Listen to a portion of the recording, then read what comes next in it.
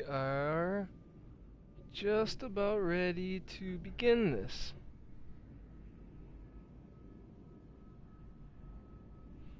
Alright, ladies and gentlemen tuning into the stream, thank you for coming and checking it out. Tonight we are going to be doing a mining tutorial, showcasing a ship with the parts that you would need. Talk a little bit about the engineering that'll need to be done, as well as actually going out there and doing it. As you might be able to see, I am in a Crate Mark II currently. I believe this is the DPLC crate job. And I am right.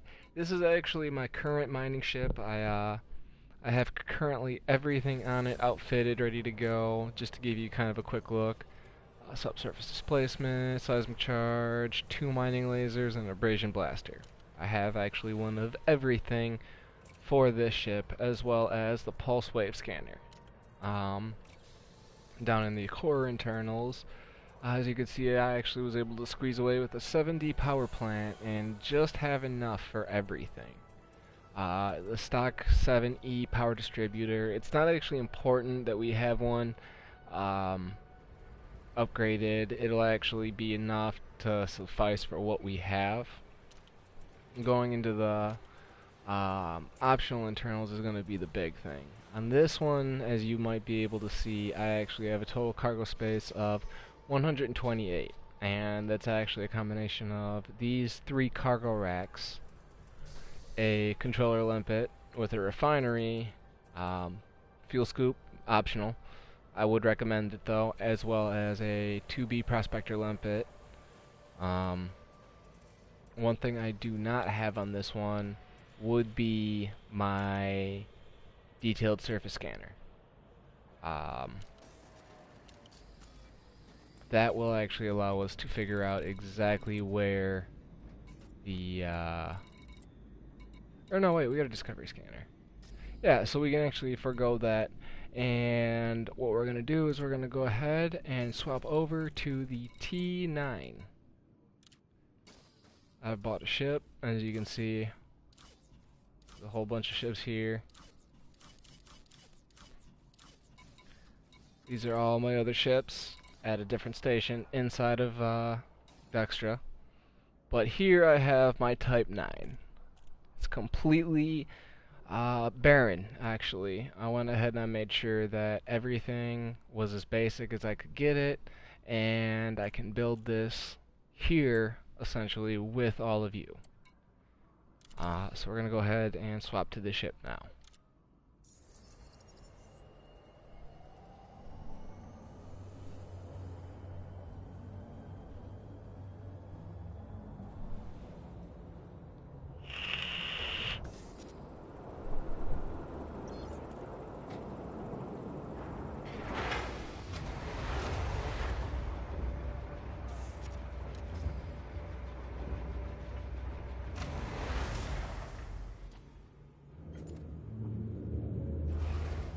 As you can see, it is a Type 9.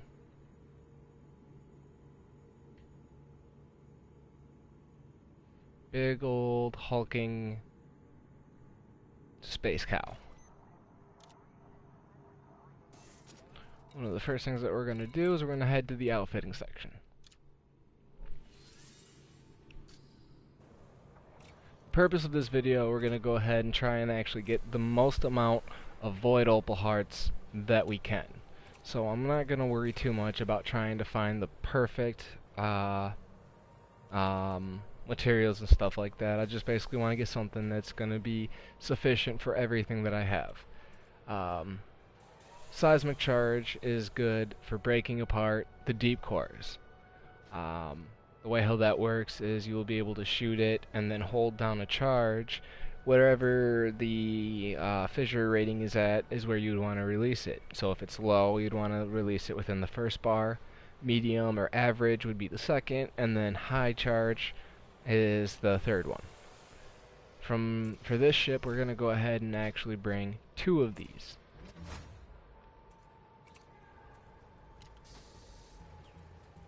Nope. Transfer.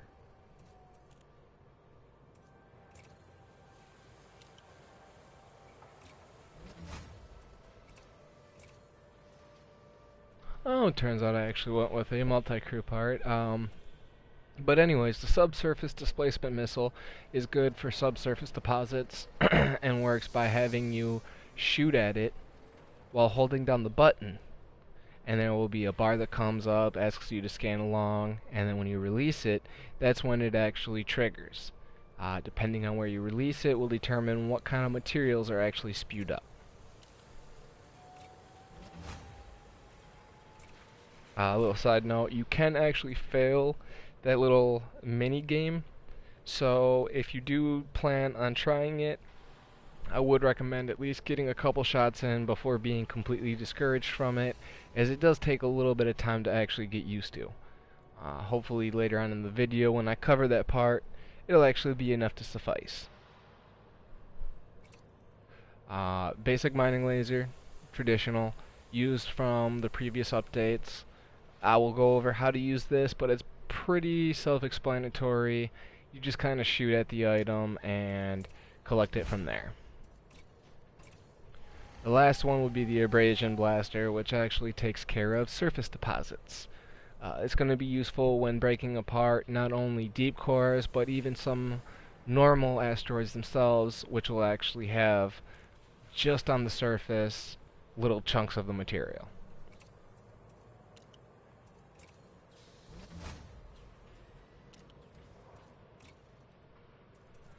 For the utility mounts, we're actually going to go ahead and go with something pretty basic for one. First off, we're going to go with a pulse wave scanner. Now, this is going to allow us to find out which asteroids we're trying to look for. We don't want to go for something that's not going to suffice to our needs, and it's not going to be a deep core, or something that's going to have a high yield of anything. From here, we're going to go ahead and go with a heatsink. I'm not sure what the difference is between the two, however, I'm going to go ahead and just put this one on, because that's the one that I had bought. I'm also going to come in here to get the chafe launcher. What this does is it causes gimbaled and turreted weapons to actually lose the lock on you, and gives you a better chance of actually escaping. Then I'm going to go ahead and actually put on this final part, which is the point defense.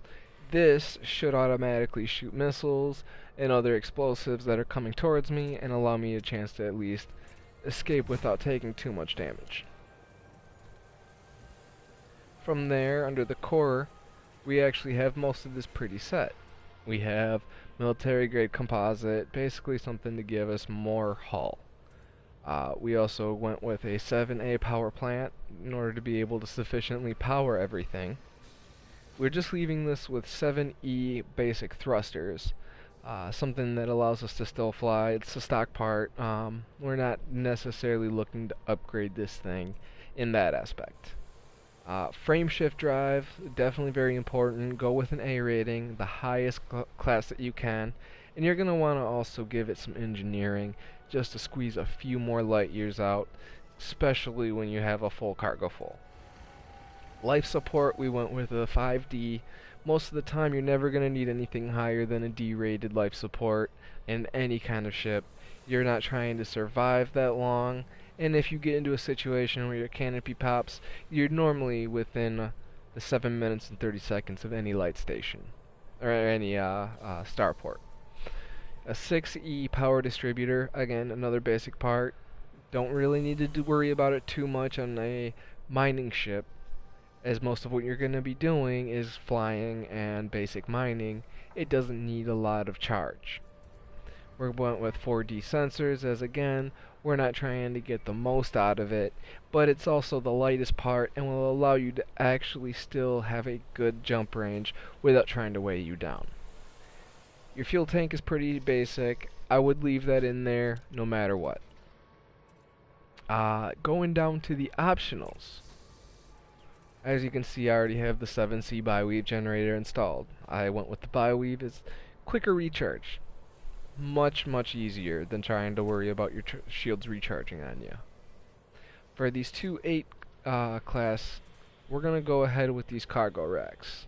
Each can hold 256 tons. Very, very important, as obviously we're trying to maximize what we go with. As you saw in my crate, I only have 128.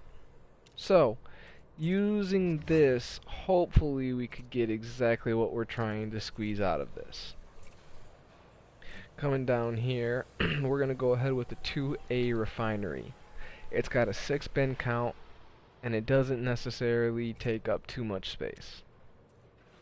Very important part to have, especially when it comes to mining. In the 3 class, we're going to go ahead and put one of these collector limpets. Obviously we have 2, and then we also have a prospector limpet. We'll go ahead and get those installed here momentarily. The advantage of having 2 collector limpets is that we also get the added benefit of being able to have more collectors out to quickly gather up all our materials needed. We went here also with a 3A prospector limpet, which we're going to go ahead and put in the 4 class spot. It's also one of the fewest spots that we have open, so we will do that. Originally I did have it planned where I was going to have a cargo rack in the 4 class, the other 4 class, but instead we want to go with a fuel scoop. We'll go with a 3A, basically something that allows us the 18 tons, 0.18 tons per second, and it will allow us to actually fly further without having to worry about stopping at any kind of starport to refuel. For the 5 class slot, we're going to go ahead and put in these 32 ton racks.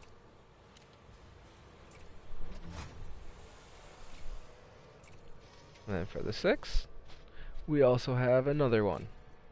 This will bring us up to a total of 608 tons on our cargo racks.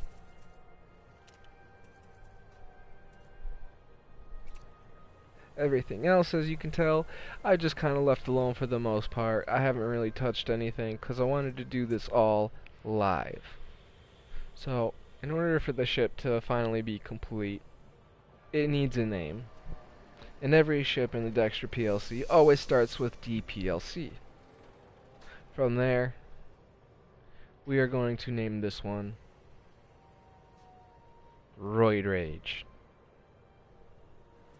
Obviously, it's a play on words, but we're referring to asteroids in this case. We won't worry much about those, but of course we're going to have to get our cockpit orb lights. Nice little Coriolis.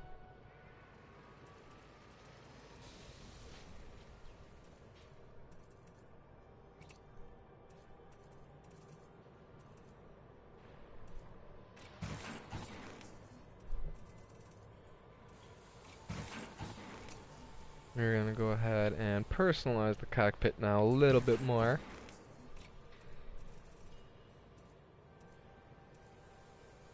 Oh, one more over.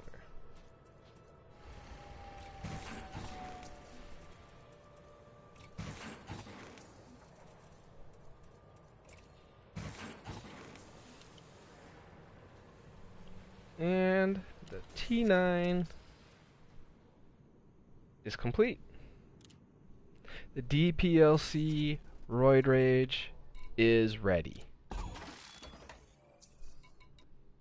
So, now that we have it fully outfitted, we're going to go ahead and check out the remote workshop. One of the most important things with a lot of these ships is going to be your engineering. Without having it engineered, you're not going to be able to get the most out of each of these ships. A couple of things that we're going to do. First and foremost, increased FSD range. We want to ensure that we're able to get the farthest jump range out of our ship as possible.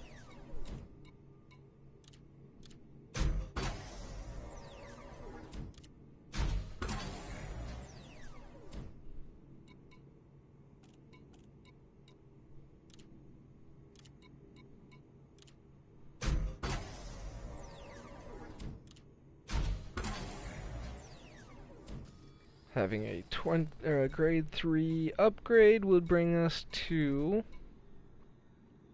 21.38 current light years.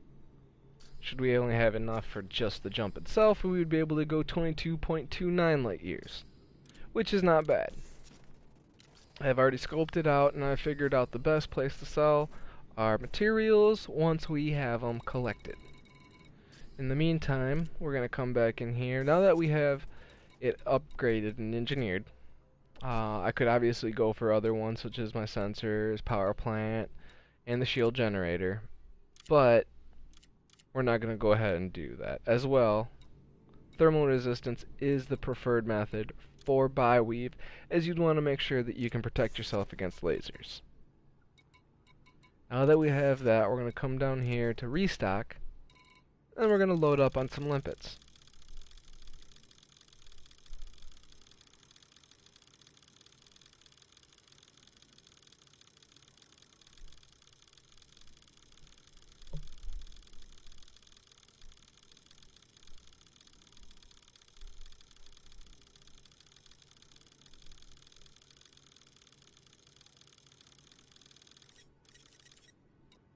Seems a little excessive, but today I'm going to go with 500 limpets. It's also my first time doing a mining expedition and anything like this as well. We're all learning something new.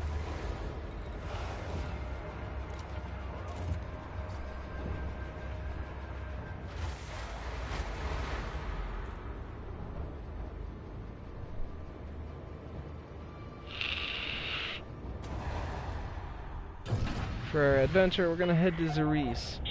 That is where we will actually be finding all of our Void Opals. But with the instructions that you will learn, you will be able to find them in any of the other systems available in the Milky Way.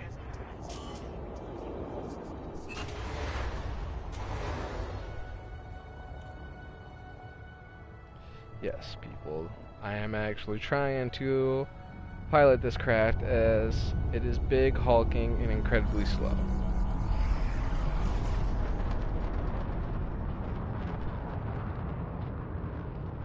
There are going to be much better options for mining.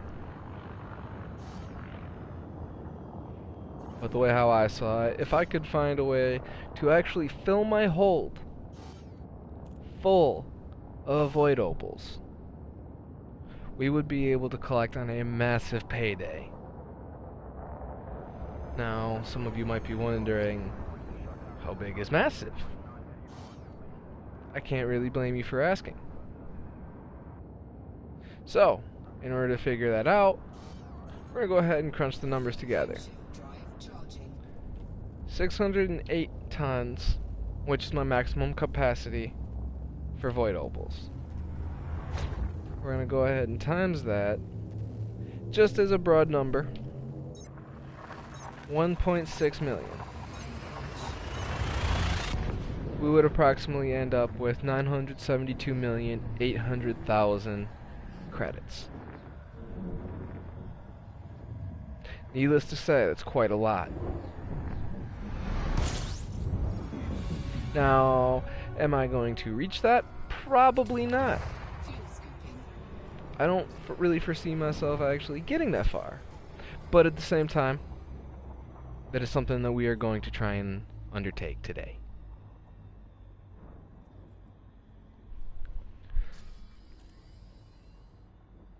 So from here, we're going to go ahead and look at the galaxy map.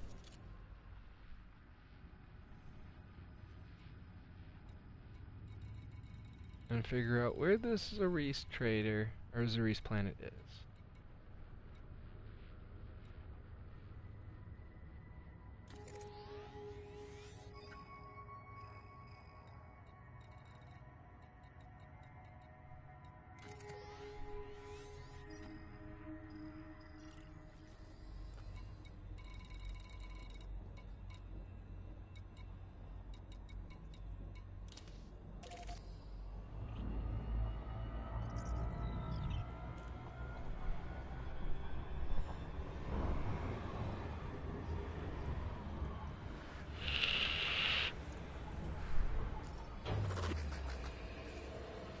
Do apologize for the rather boring talk and discussion in today's video. Unfortunately, everyone else has abandoned me.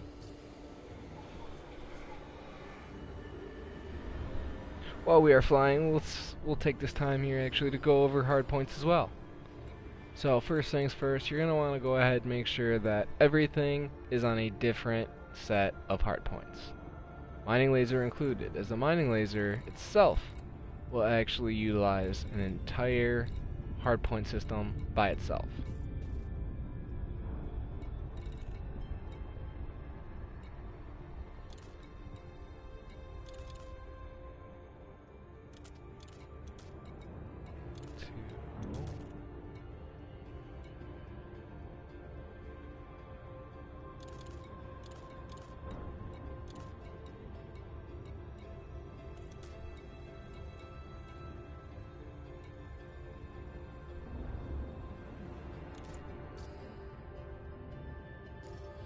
We'll also set our chafe to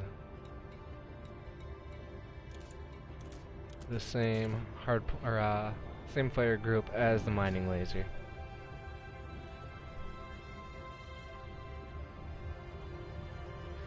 This is going to be a rather long flight, ladies and gentlemen, so please feel free to strap in, pull up a chair, make some popcorn, do what you got to do. But we are on our way to the Void Opal hotspot. Hopefully, rather. Couple little tips and tricks. One would be definitely make sure you stay away from a res zone.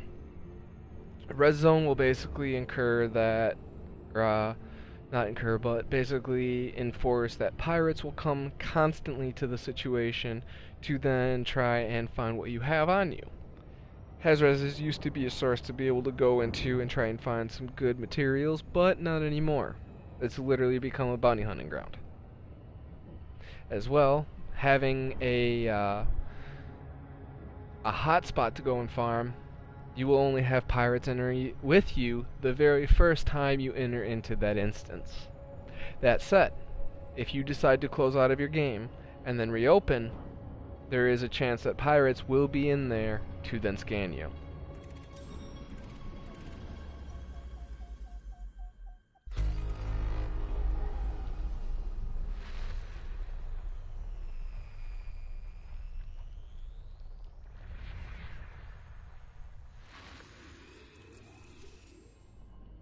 Yes, BC3, the destination straight ahead, has the pristine metallic rings that we need.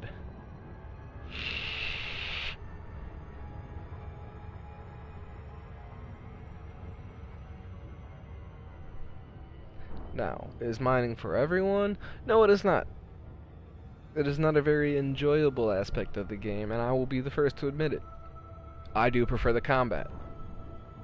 That being said, mining is still a very lucrative way and is necessary for a couple of the engineers. At least by this way, you'll hopefully understand what to do and be able to do it better.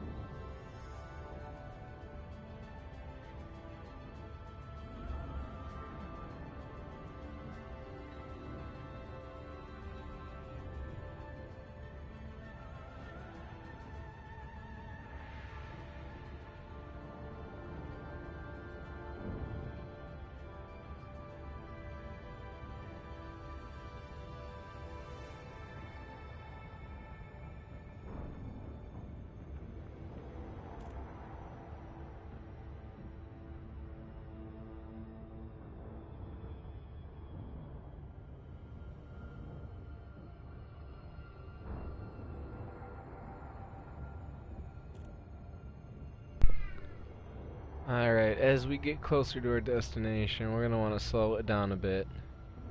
I know with this thing it'll be very, very easy, but other ships, not so much. So once we get close enough, we're going to go ahead and use our discovery scanner. And we're actually going to use it on the rings themselves. This will actually highlight all the different hotspots, so we can go for all the different kinds of materials.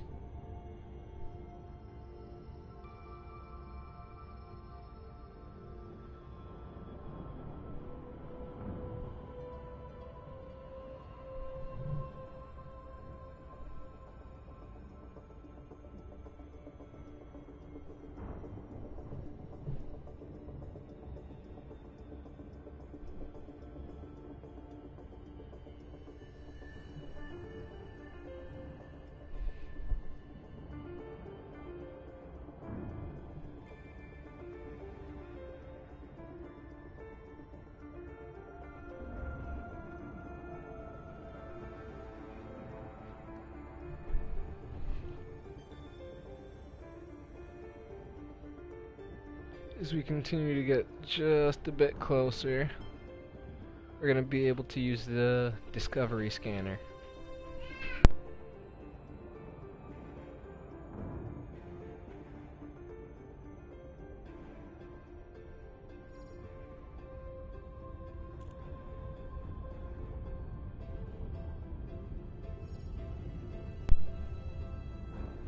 Right about here, we're going to go ahead.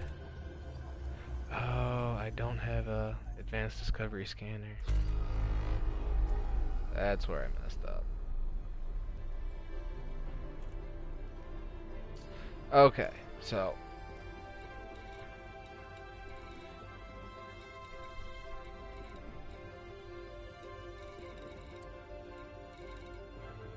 slight complication.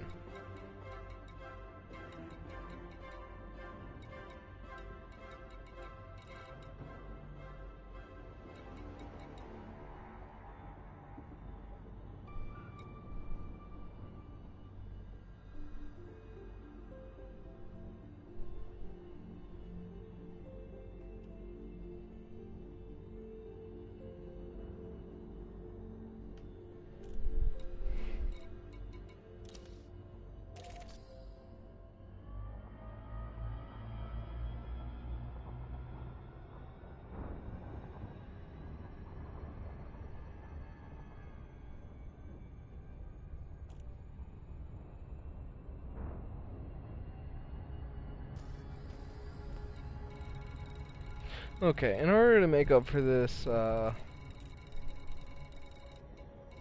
little mishap, we're gonna go ahead and head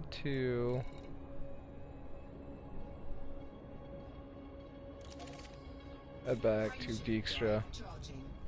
I know this is a little unfortunate, but we do have to get everything else set up. We do need an advanced discovery scanner, and not a discovery scanner.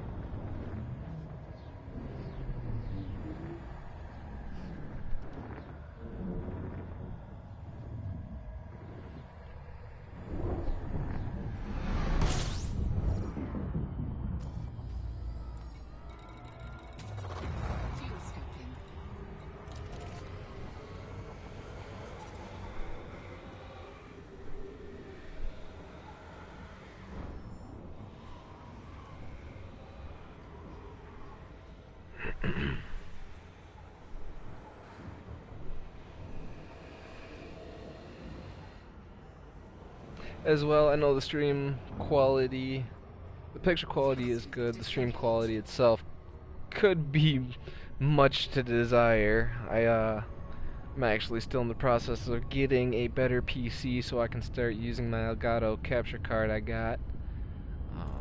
On days when it does want to work, I'm able to actually stream Xbox and Nintendo Switch games now, so definitely feel free to stay tuned for stuff like that. But in the meantime, we're heading back to Island Platform, which is where I actually hold all of my ships and everything, and let's try and actually get what we need.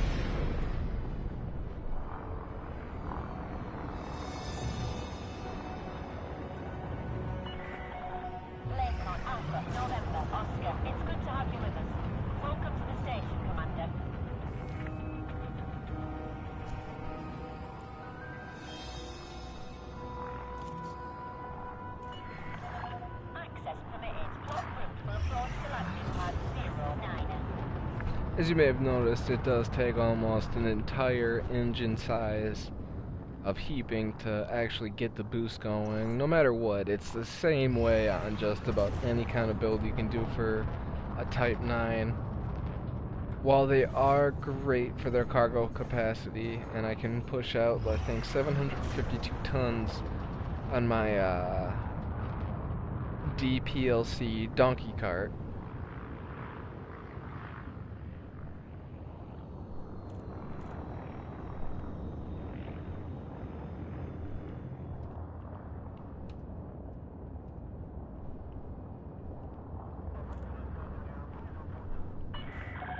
Reduce your speed immediately, Commander.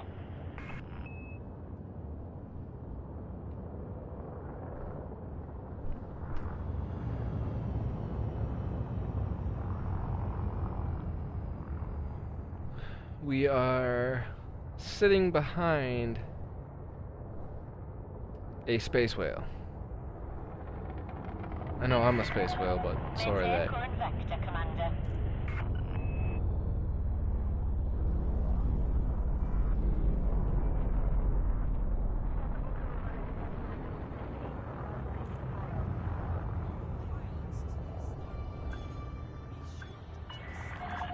Warning. Deploy landing gear.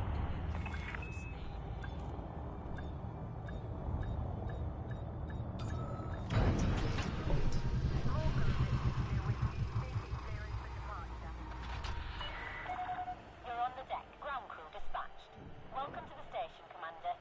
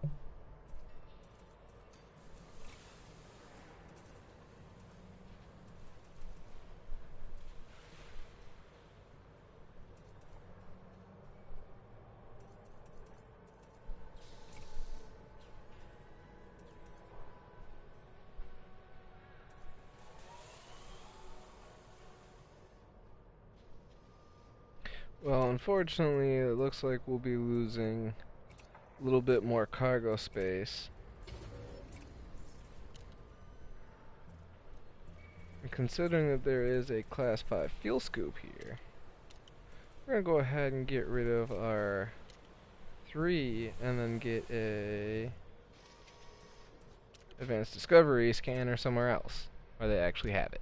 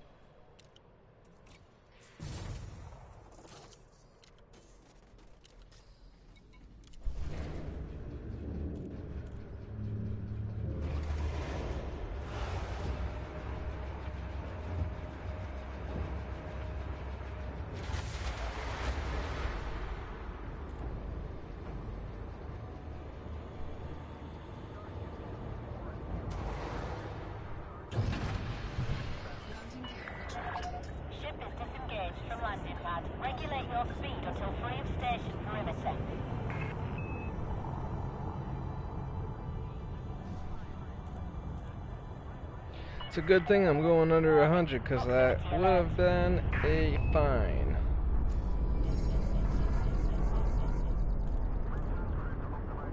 As a matter of fact, so that way I can make sure that the next station I go to has what I need. I'm actually going to do a check on eddb.io. That's Elite Dangerous Database. For anyone that was curious, it allows you to actually see all the different kinds of parts, ships, materials, as well as commodities, anything that you want to name and think of. It actually does have it. So we will do a search close to our home system, and it looks like Unwanted would be the one that has it. Just to ensure that we actually can land there, I'm going to make sure that it's also set to a large landing pad, a minimal. Yep, so it looks like everyone, we're heading to Unwanted actually. Because we still need one more part. Clear of the station limits. Safe travels, Commander.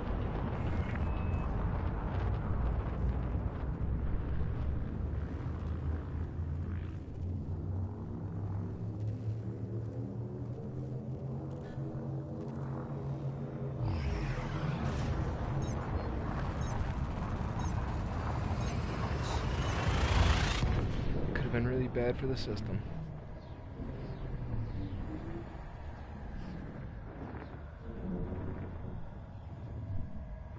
For anyone just tuning in, thank you for watching. Unfortunately, I forgot a part as I got out to the planet, so I have to take a detour.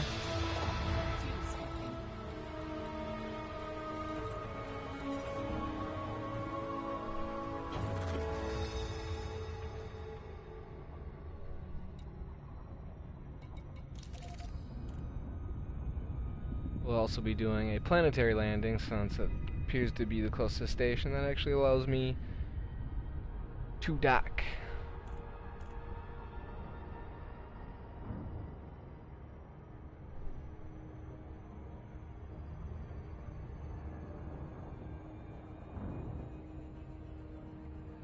Just to recap, earlier we did go ahead and actually build the Type 9 mining ship and have outfitted it ready to go for mining.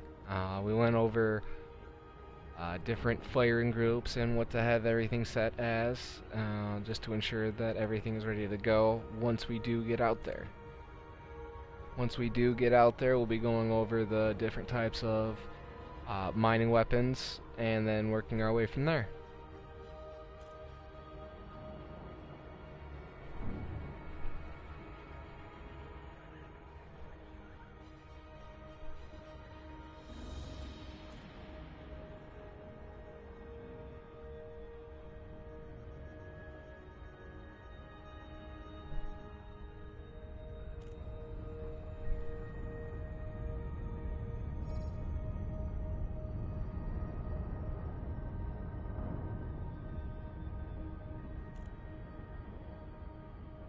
For those of you who have not done planetary landings yet, these ones are fairly tricky.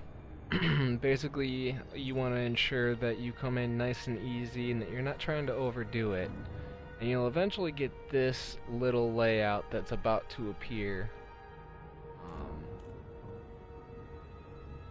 As you can see on the right hand side, that bar where it shows OC, that's where our orbital cruise is going to start taking into effect. Now we're actually starting to enter the actual atmosphere of the planet.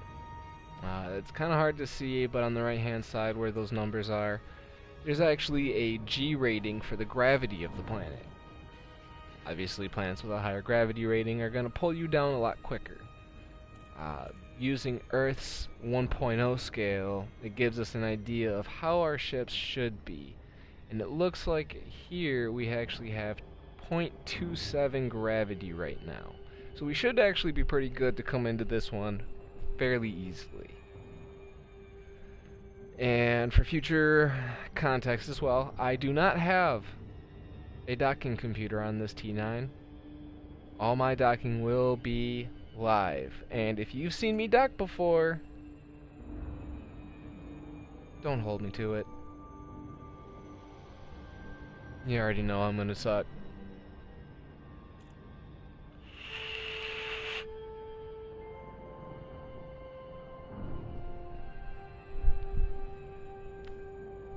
Today's stream brought to you by 7 Days Red's Apple E-Juice. Because I really don't want to smoke cigarettes anymore.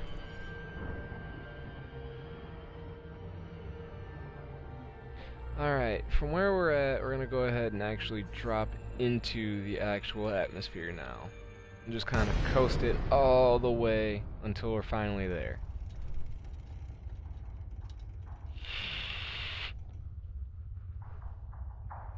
As you can see, the gravity is still 0.29. It's good. It means that we're able to actually get out of there should the situation come where I'm starting to crash towards it.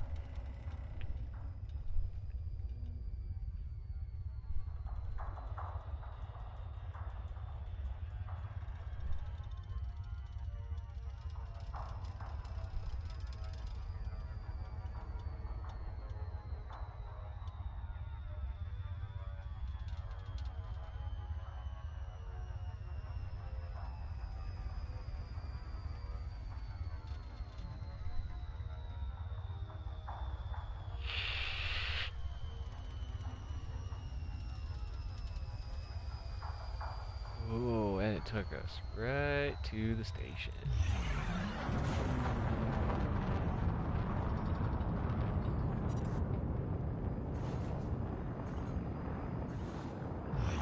Close to the station anyways. This is the only bad part about not having my power distributor upgraded by engineering. Unfortunately, I do have to wait for the slow charge time on the actual pits, but it's not going too bad. It's definitely not going to take me 2 minutes to actually dock.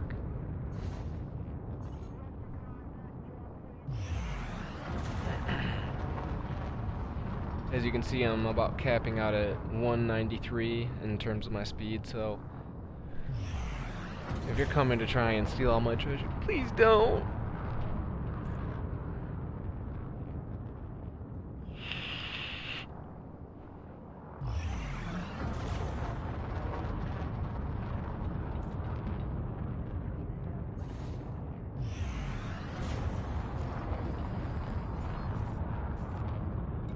Now that we're within 7,500 kilometers, we're able to actually apply for docking request. Request denied. There are no pads currently available. Access denied. Please wait for a landing pad availability. Unfortunately, it looks like they still have a NPC blocking a pad right There now. are no pads currently available. Request denied. Stand So by instead, for today's stream landing is pad going to be us availability. trying to actually get docking Landing access. permission denied. There are no pads currently available. Request denied. Please wait for a landing pad availability. Access denied. Stand by for landing pad availability. Request denied. Please wait for a landing pad availability. Landing permission denied. Stand by for landing pad availability. Access denied. Please wait for a landing pad availability.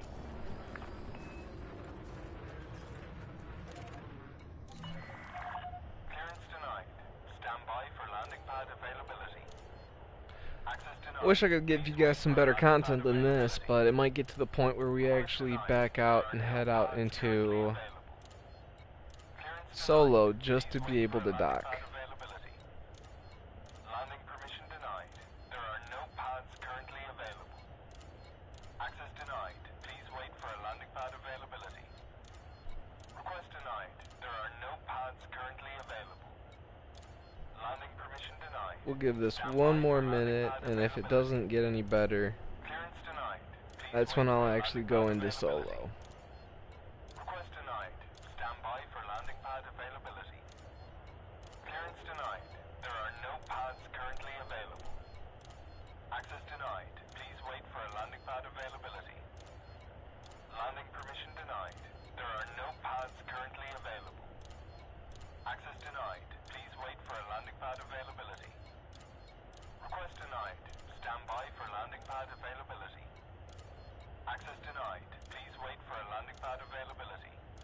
20 more Request seconds. denied. Stand by for landing pad availability. Landing permission denied. Please wait for a landing pad availability. Clearance denied. There are no pads currently available. Landing permission denied. 3, Please wait for a 2, landing pad availability. 1. Request denied. Okay. The only times I actually do anything like this is when it gets to a point where they're going to block the pad for an unnecessarily long amount of time. In a situation like this, we're going to go ahead and head into open. Or not open, but solo. Alpha November Oscar. Get back within range, and then actually dock. Procedures before landing. Upon docking, we're going to go back into open, because obviously there's no reason to actually sit here and play in solo. The only time that I would actually find it acceptable is if you're a newer player trying to get the hang of the game. Permission authorized. Obviously it's a lot harder when you're getting ganged up on by other players. Or in a situation like this, where the only way you're going to get to what you need to is if you get to the dock. As well, for PlayStation players, if you do not have PS Plus, you can still play solo.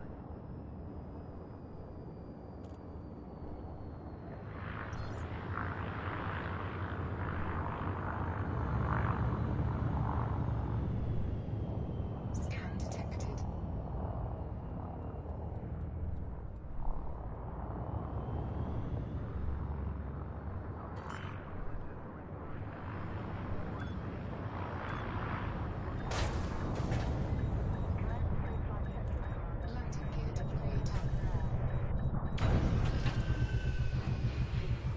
Alright, now that we docked, we're going to go ahead, Docking complete. Commence power down. part that we Hope need. you enjoy your stay.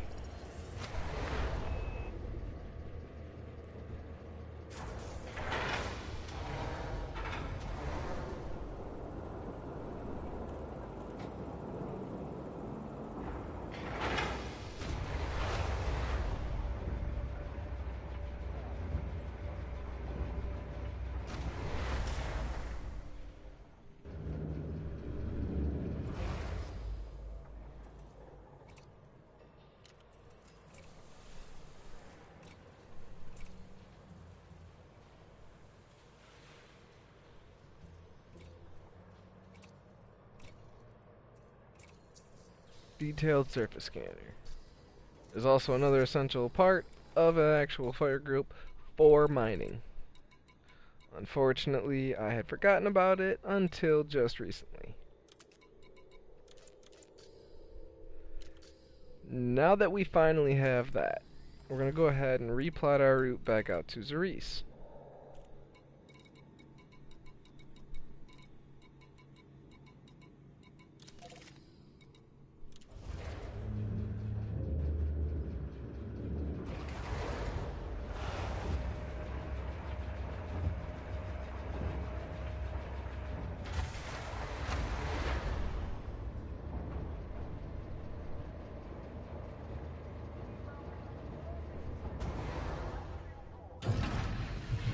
Landing gear retracted. Vessel is free. You may leave when ready.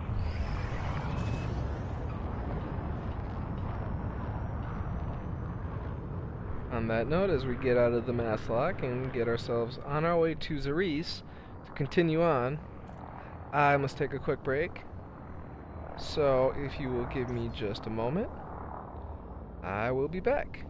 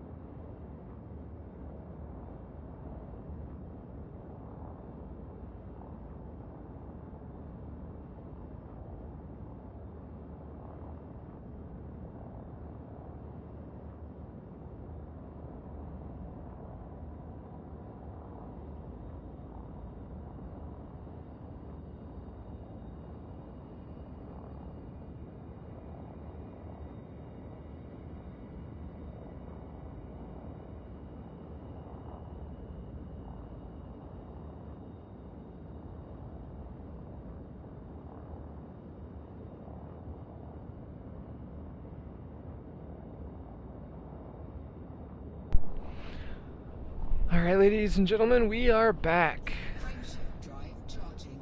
So, let's get ourselves out of this area and onward to our originally scheduled program.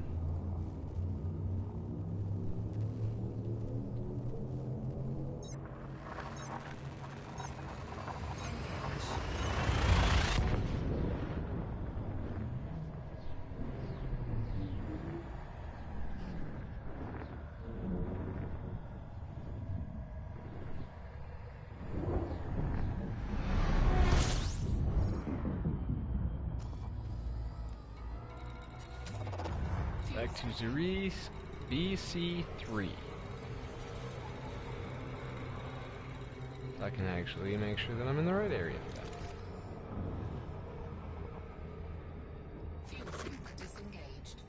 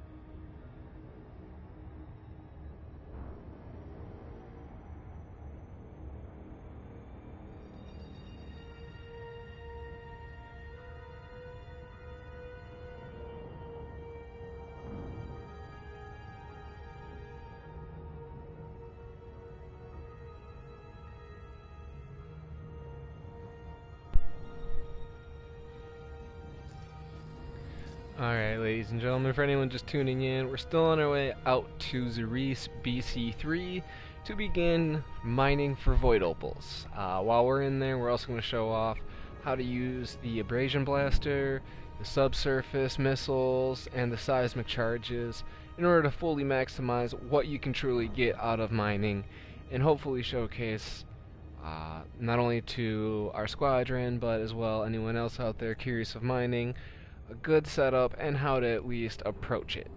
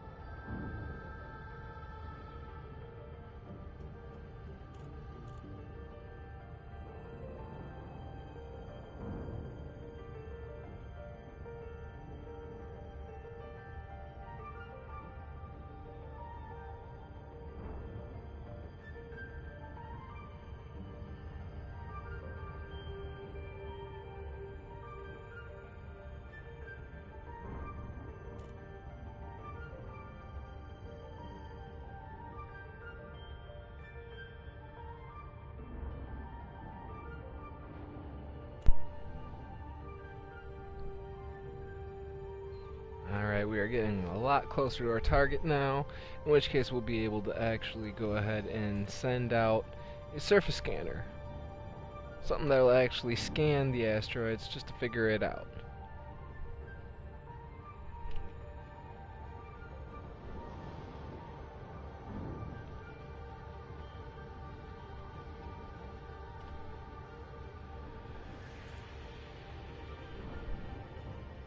As well, at any point during the stream, if anyone else tunes in later on, if you want to see a good loadout in regards to what you would need preferably in order to get started into mining, definitely feel free to send me a message or put a chat in the live chat so that way I can get a chance to see it and take a look, and hopefully we can get, you know, some content going and whatnot, and hopefully be able to help you out and get you a little bit better at it. As well, if you do enjoy what you're seeing, or if it's been informative or helpful, definitely feel free to give a like on the page. It helps me out more, so I know exactly what kind of content you guys are looking for, as well as what you are more interested in seeing. Obviously, in order to bring you the best kind of content and help the channel grow more, I do need to know personally from you all what you want to see.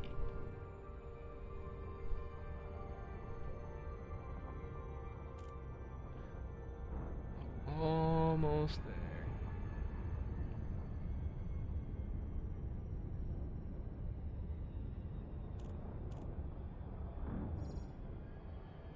Okay, now that I'm within range, I slow down enough, I can do this, in which case I will be able to send out one of the probes. Surface scan complete. As you can see, there are a couple different hotspots that have finally popped up. So we'll go ahead and we'll actually take a look and see which ones we have.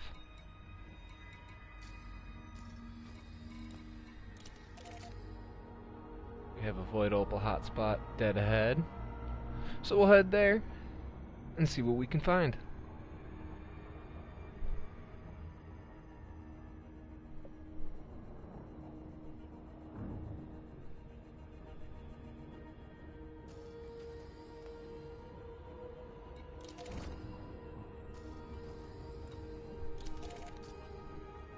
As you can see, the resource extraction zone is actually just off to the left of where the Void Opals are. And while it's not exactly what one would deem ideal, it is good to note that it isn't in the same spot, meaning we should be able to get into here without having to worry about the pirates and be able to successfully farm for these Void Opals. As we start to get closer, we're going to go ahead and slow it down a bit, trying not to have it go too fast, as we can't actually drop into the instance safely. All we can really do is just crash into it and then go from there.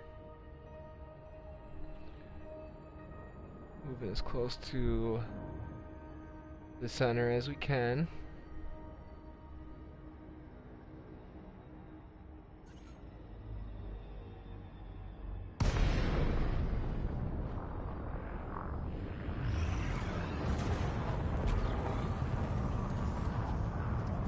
So here we're using the pulse wave scanner to scan for different asteroids, see what kind of properties that they have, and look for the ones that do indeed have cores. After we find just a couple different asteroids to look at and showcase a couple of things that you want to look for, we'll also show you the different tools and how to utilize those as well. Scan detected.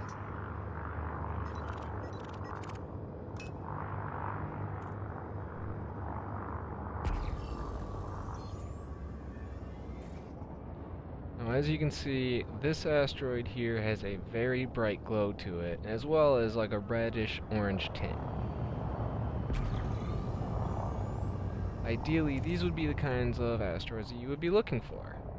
So we're going to go ahead and just get a little bit closer to it, while still scanning, just to ensure that as we get closer, it's still lit up, like so.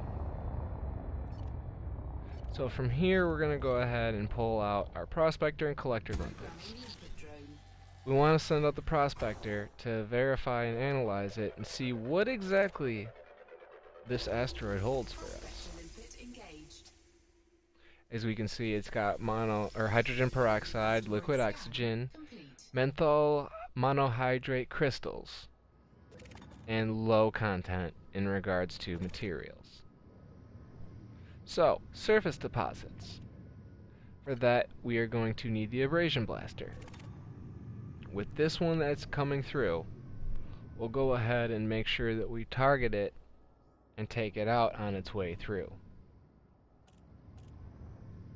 Okay, maybe not that one because of the angle that it's at. This one here. As you can see, it's lined up. And we're going to go ahead and shoot till we hit it. And that knocks it off. Using the abrasion blaster is going to be important for the cores because a lot of the materials will still be stuck to the core itself. So in order to be able to knock it down, we need to be able to actually take it apart.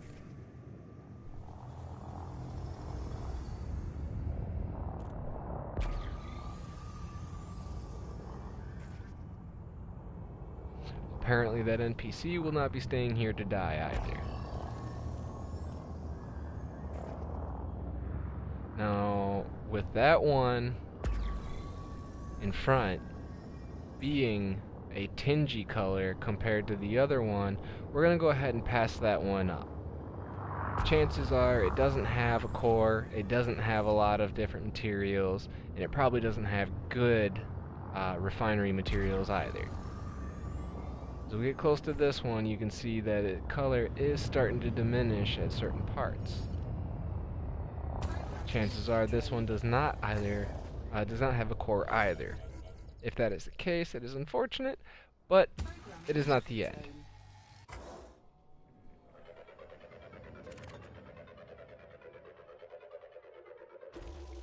Prospector limpet engaged. This one actually has subsurface, which allows me to show off Complete. the subsurface laser.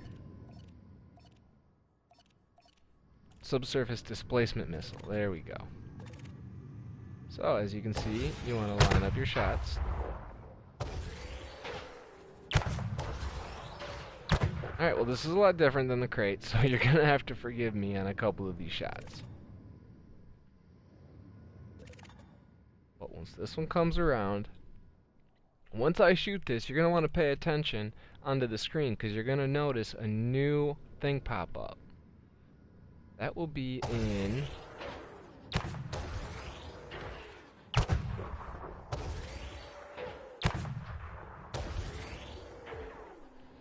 okay, wow, this is proving to be a lot harder than originally planned. I promise it's not really this hard. Knowing where your hard points is definitely goes a long way to making sure that you can at least get the proper hit.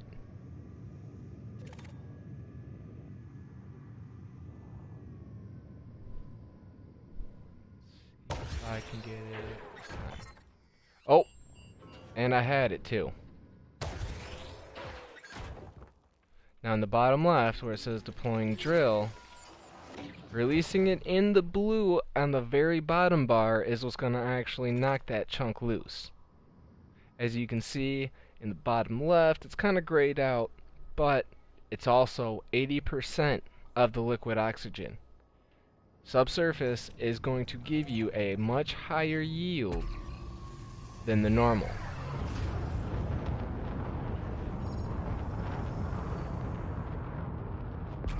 Now as we make our way closer to the actual center, we're going to continue to scan along the way to see if we find any other kind of rocks that are appealing.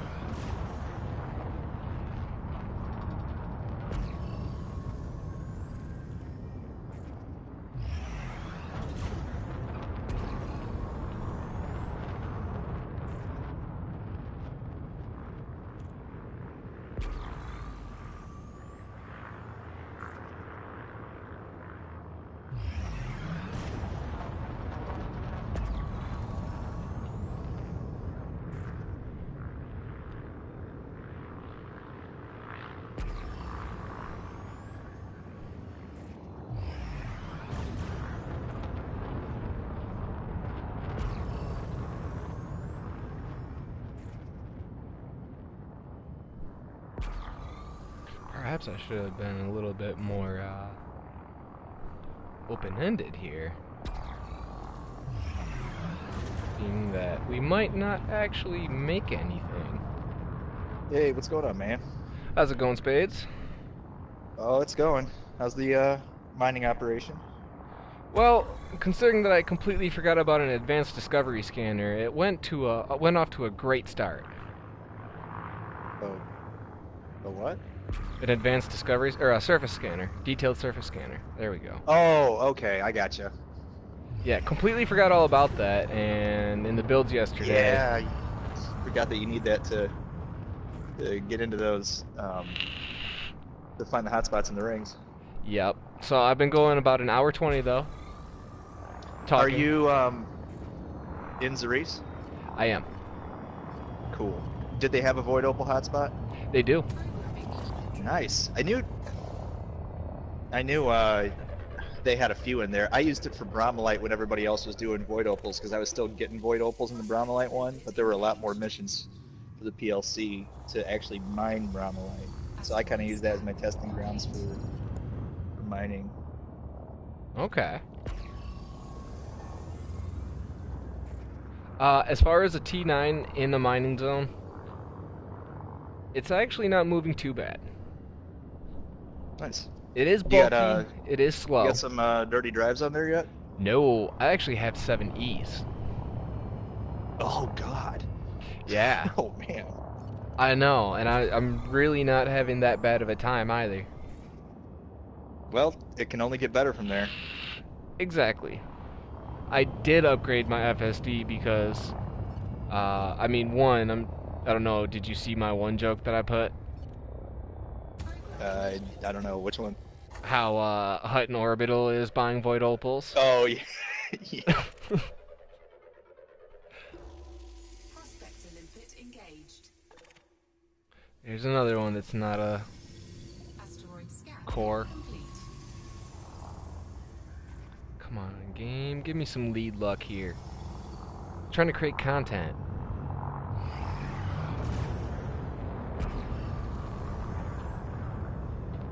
I'm actually running over. I was just talking to Slap on in the Q&A part, and sent the build for my clipper. And Yeah. now that I finally got the power plate done to pick up those pack hounds, I'm going to buy a bunch of them and maybe engineer them real quick, and replace the seeker missiles on the clipper and the anaconda for pirating to use mostly pack hounds. I think I'm going to keep a couple of seekers. Yeah, Or at more least- at controlled least one bursts. I think one precision large seeker, if I've just got to do like a little bit of damage to a module, and then on the other two that I'm firing, I'll use pack hounds. There you go.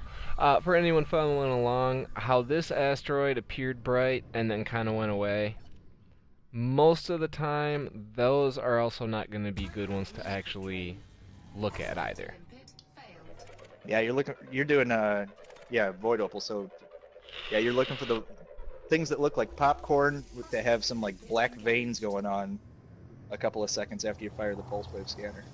Asteroid scan complete. So, the scanning just got a lot easier then, ladies and gentlemen. Have you cracked any open yet? Not on the stream yet, no. I actually just got into the zone probably like 5 minutes ago. Oh, okay. It is going to be really cool, and I do hope that anyone paying attention now does get a chance to see it, because having an asteroid popped open is by far one of the coolest looking things in an asteroid field.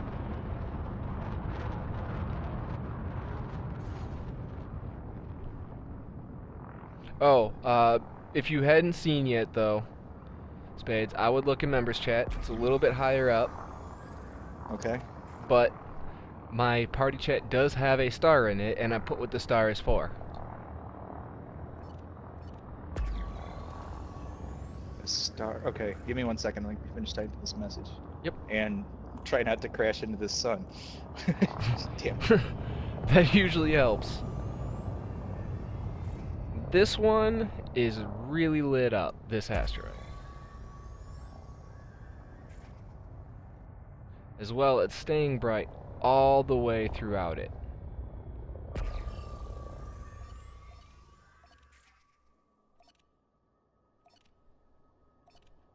There's the prospector.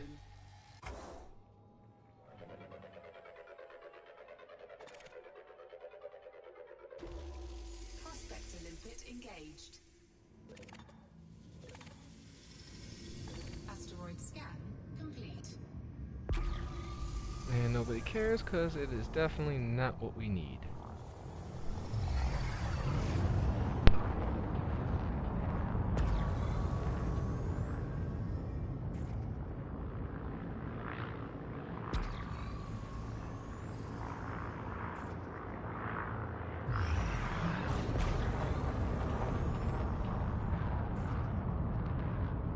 Yeah, definitely a quiet night tonight.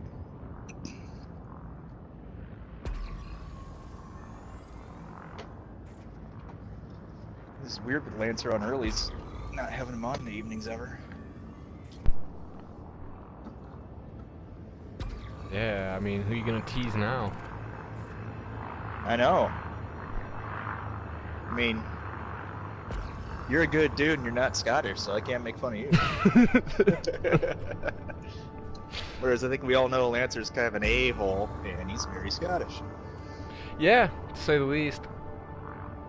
So I'm guessing you just saw the warning then? Yes, yes I did. I'm gonna talk about butts and wieners a lot, though. You know what? That's okay. That's okay. That is PG-5. I felt like I had to get it out Butts and earlier wieners too. Stream. Nah, fair enough. I'll try and keep the glaring profanity to a minimum. Oh, believe me, it's gonna be a job for me too. I put this headset on and I immediately go into, man, I can't even say that. I don't care mode. Yeah, the IDGAF mode. Yes, that's exactly what I was thinking. But no, I respect what you're doing. Try my best to. Engaged. Oh, darn! I just realized I dropped into Shinrarta in open. Complete. Well, I mean, wouldn't be a big deal except I'm not in the most PvP-oriented ship. And for some reason, people just love picking on people coming out of Shinrarta. Yep. Well, and I am in an Anaconda that's not fully engineered. It's pretty up there, but I'd still probably look like a target. This rock is lit up like a Christmas tree. Okay. I'm pretty sure this might be one of the ones. You know, if you wanted Programming limpet drone. to kind of speed things along and finding them, I could Prospector limpet just engaged. throw. I could grab my clipper, throw a pulse wave scanner on it, Scan. and well, shoot, you're in solo. You'd have to switch over to open or private. Oh, I am. And I could run over to you and just speed along and help you find them, because we were doing this before where just trying to find rocks, even if it wasn't like a core mining rock, just to find something that had, you know, good resources on it, we'd call them out as we were kind of going off in a couple of different directions, but trying to still stay within like 20 kilometers of each other. Right. But This one in is the bright yellow and red. Might be a good sign. You see any like little black veins in it? Not necessarily. Sometimes they show up, sometimes they don't. Programming limpet drone. All I know is that this one is super, super bright. Void Opal cores detected. Oh, Nice. lucky you. Okay, I'm gonna actually pop the stream up here so I can Complete. follow along. All right. So for everyone that This is your has first one, isn't it? yes, first Void Opal Like of ever? the stream. No, not ever. I've done it before. Oh, okay. Yeah, but this is going to be the first one on stream. Okay. So, what you're going to notice, everyone, is a bunch of fissures all located around the rock. Pop open your contacts so you can show how many there are. It's a good idea, actually. So, one, two, Actually, that's if you don't mind me giving you some advice here, I think that's the best way to actually crack it open because you're going to be looking for the low fissures. There's only 2 low fissures with some high, so I'm going to blast a couple into the high real quick. Well, if you put put 2 highs into 2 lows, sometimes that puts you immediately into the perfect zone. It at least gets you really, really close. Alright, so... If you one's start with low. highs, like it kind of gets funny trying to Alright, so what you're yeah, going there to you do, go. you want to line up your shot. You want to charge up your seismic charge. Detonation Oh, sequence I went too high on that one. initiated. So we're going to go That's ahead okay. and... No, crank it all the way up on the first 2 lows and see where you're at. Because you're never going to go into the red by putting 2 highs and 2 lows. I can't find the other low right now, so I'm going to go ahead and load up an average. Still doing pretty good there. Yeah, you're still in the safety zone. I'm going to go ahead and hit up this other average. As you can notice in the top right, the timer is going down for when the detonation will happen, regardless of whether I'm ready or not.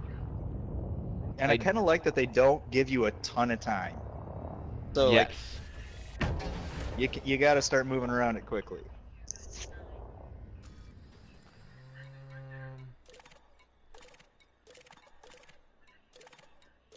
Ooh, you're looking pretty. One more low, and I should be perfect. I don't know, man. Are you talking about a low into a like do the lowest strength possible Yeah, if you're going to use a a low into a low. fissure? That barely even puts us on there, but...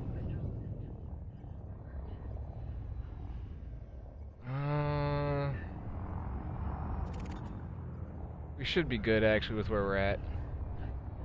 No, it doesn't. It didn't. It doesn't give you the message up there where it says optimum yield. Yeah, I know that it's not. If you're not in optimum yield, you probably won't crack it. Detonation in 10 seconds. You got to put another low into anything. Oh shit, I'm running out of time. I'll back off and we'll see what happens. Detonation sequence initiated. Oh. One resource chunk freed.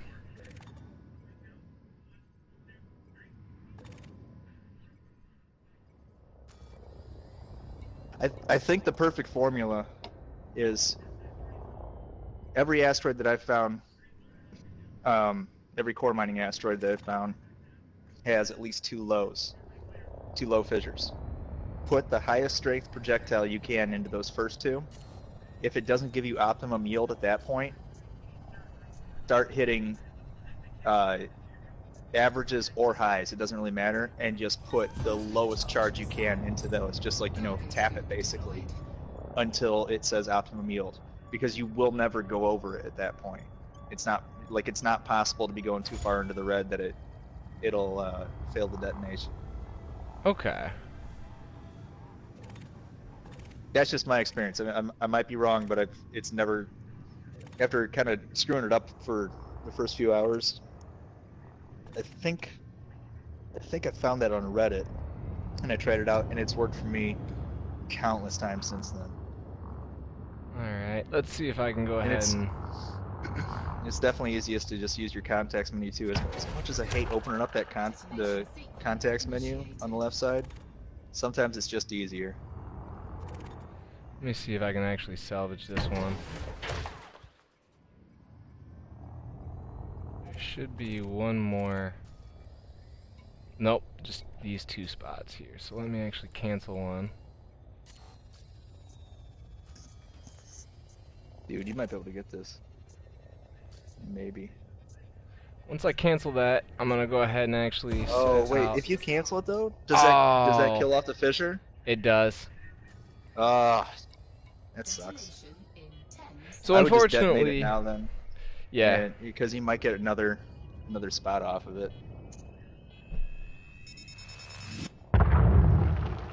Oh, seconds.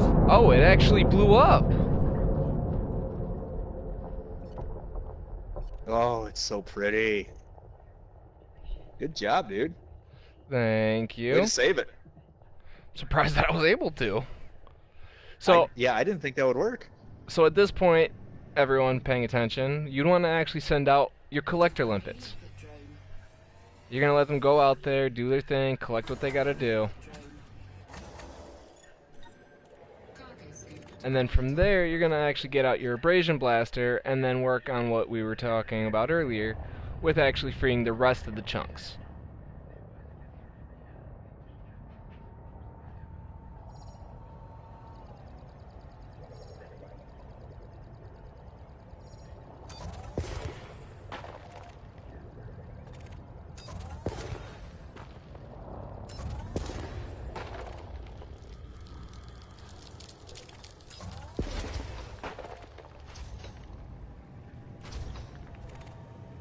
Now, obviously, if you guys were in a smaller ship, you'd be able to fly in between and take care of everything much easier than what I can. Let's be fair, I shot myself in the foot on this one. Yeah, but you also showed how to save it. I just learned something from your stream. I didn't know you could save it at that point. I thought you were kind of screwed. Me too, to be honest, but that's the fun part about this. I bet there's a little bit of RNG to it. There might be, because each one of these has seemed different from when I've actually shot at them, from previous attempts, you know, before I actually started doing this. I mean, granted, I think you've got to get close, but I bet maybe once you're within like 10 to 15%, there's a little bit of RNG to just how well it's going to work.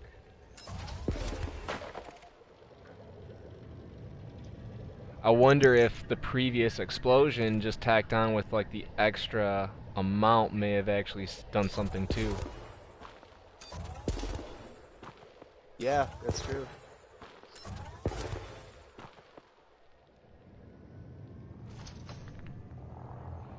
Looks like a couple of these are actually on other spots where it's going to be harder to get. So just off of one of these cores so far, I've made 12 Void Opals.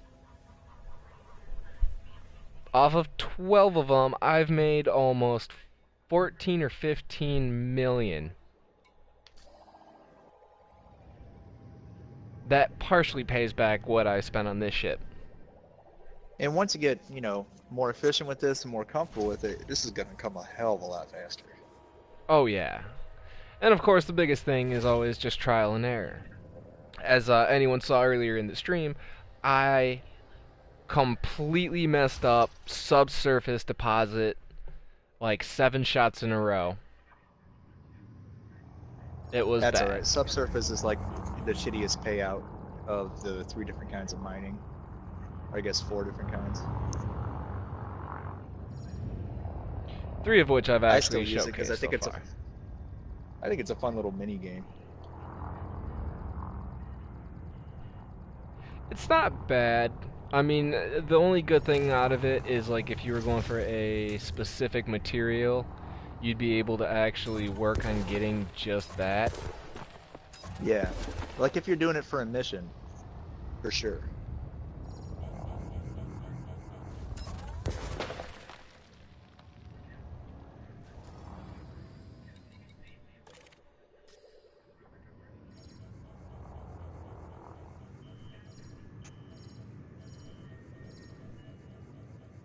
It's like that one part from Tommy Boy.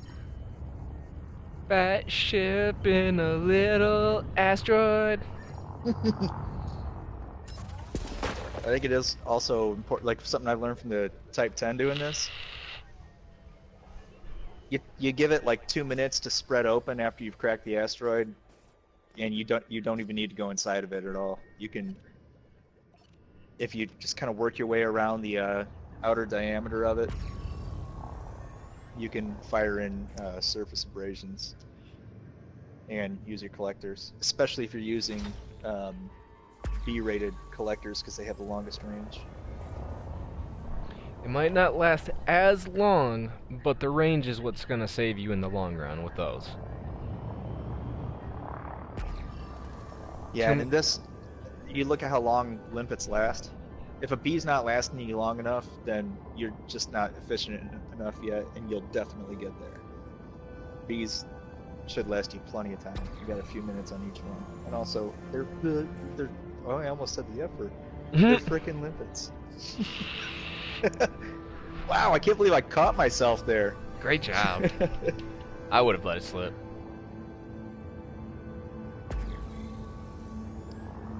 You have a better PG filter than I.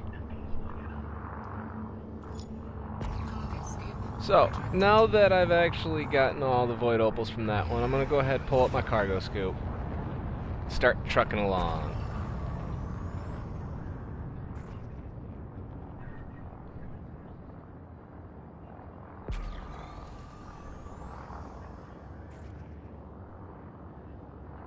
Here is another really bright rock that started to dull the moment we got closer. These are usually good signs of ones that won't have a lot of materials, but it just came back bright again, so we're going to go ahead and send out a prospector. I grabbed 500 limpets out of my 608 cargo, so I know that I have plenty. That's probably a good ratio. Asteroid scan. Like anywhere from, I mean, always take a little more than you need, because again, who cares about the cost of a limpet compared to Right. bringing back even one void opal, or pretty much any resource that you're going to pull. I mean, if you're out there mining water for a mission, you're going to bring back more money than it's even worrying about limpet costs. But yeah, anywhere from like 3/4 to like 7/8, Cargo scoop deployed. you're good on. It's not like pirating where you have to like worry about frantically trying to Have more cargo eject space. limpets. Well, yeah, pack cargo space, but like frantically try to reject limpets if you run out of space while you're still being shot at by the enemy.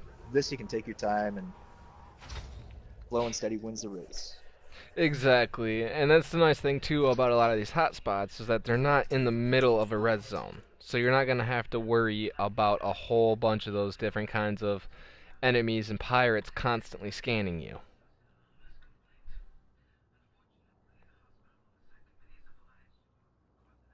I mean, even if I wasn't open, I still wouldn't have to worry about that problem, but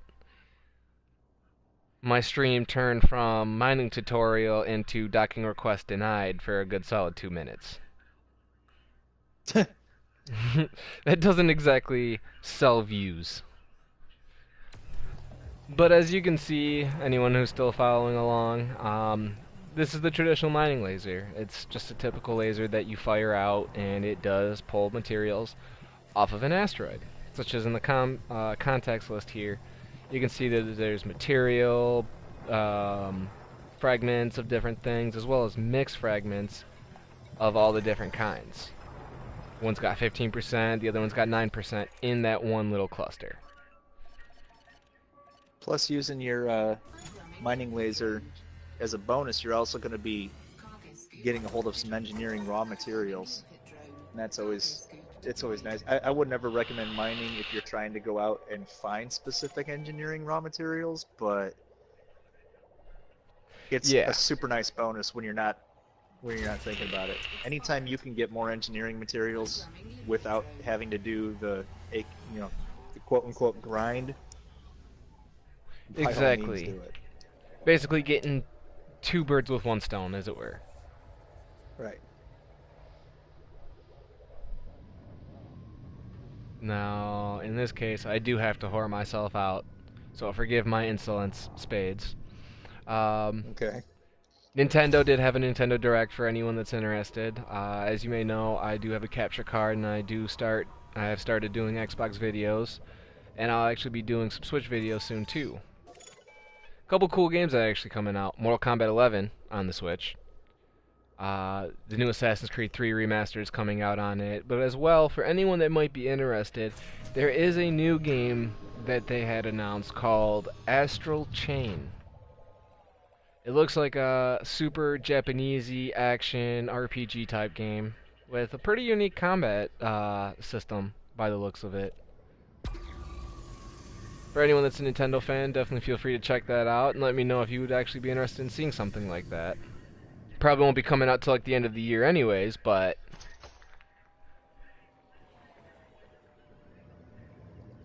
the rest of it was pretty much just a bunch of BS. Like they had Nintendo's Little Big Planet. I didn't. Okay, I guess I'm out of the loop. I didn't realize Nintendo did that. I actually had First Little Big Planet on PS3. See, that's the thing. It's not a Nintendo game. What it is, though, is Yoshi's Crafted World is a clone of Little Big Planet. Instead of playing as, like, Sackboy, you actually play as Yoshi. Okay. I actually liked Little Big Planet a lot. I thought that was really fun and different. It had a nice design to it. It was a very unique, clever game at the time. But then they also took the time to announce, like, Super Mario Maker 2. Now, before anyone goes thinking I hate Mario Maker, I don't. I actually thought that was a clever idea. I don't think that they should have wasted the time coming out with a Nintendo Direct for that.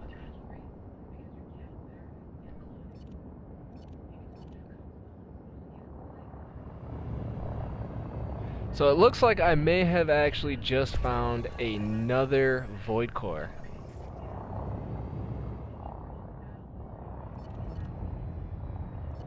Programming rocket drone.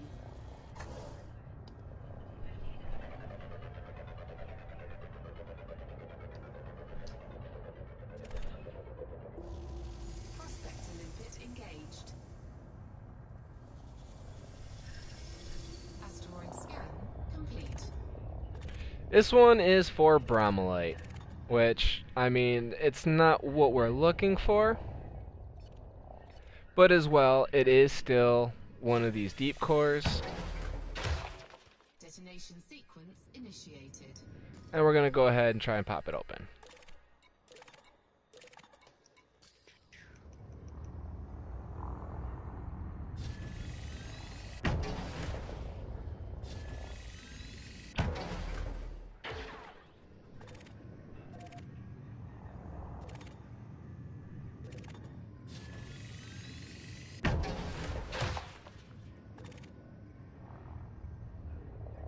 And I'm trying to decide how many pack hounds I want to buy before I switch powers.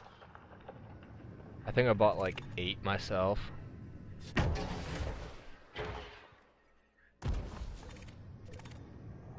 I can't believe I'm just getting around to buying these things. They seem like pack hounds and prismatic shields seem like the first power play things that anybody ever goes for. And you saved them for last? Not last. Oh my god, no. I've got like 5 more to go. But like I didn't really start doing power play stuff until I first started trying to make a PvP build for an FPL. And then I realized, oh, and then the crate came out like a month later, and I was like, oh my god, APAs. So I was just really starting to get into plasma accelerators, and I bought APAs, and wow. Game That was changing. amazing. Yeah. Still love those things. Detonation There we go. 10 seconds. All in the blue.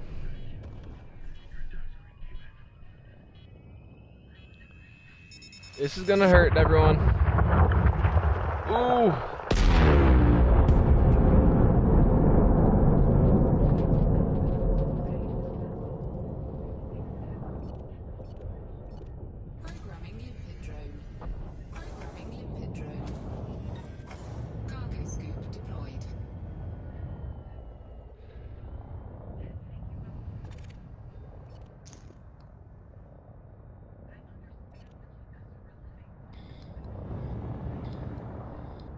Now we're gonna go ahead and get ourselves just a little bit closer here.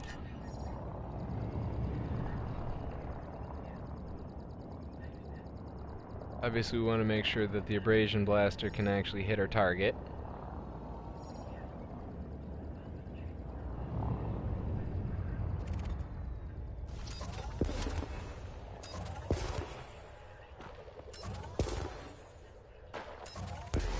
Oh. Alright, we were able to knock that one off.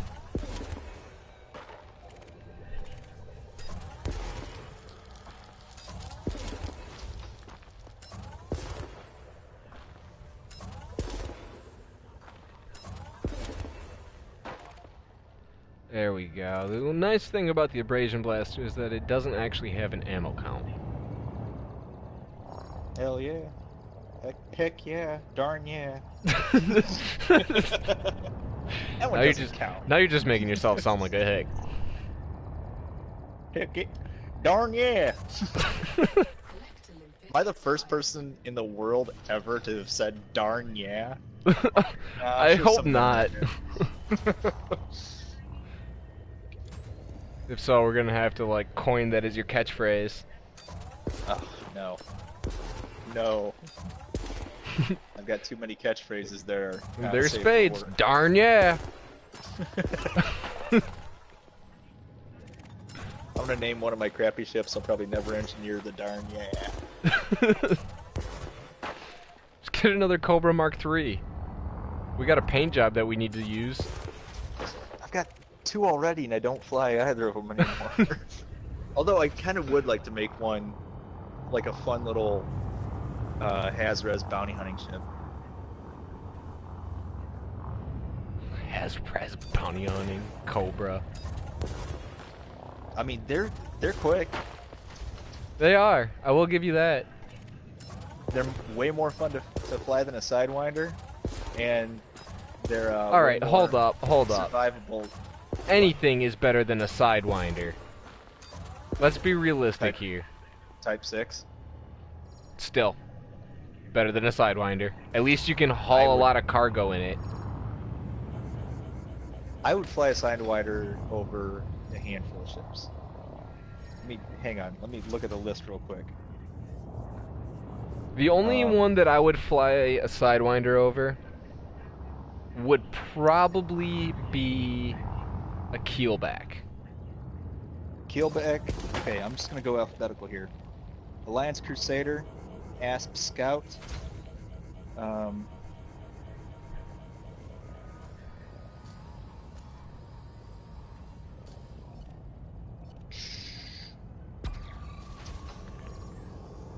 Yeah, keelback.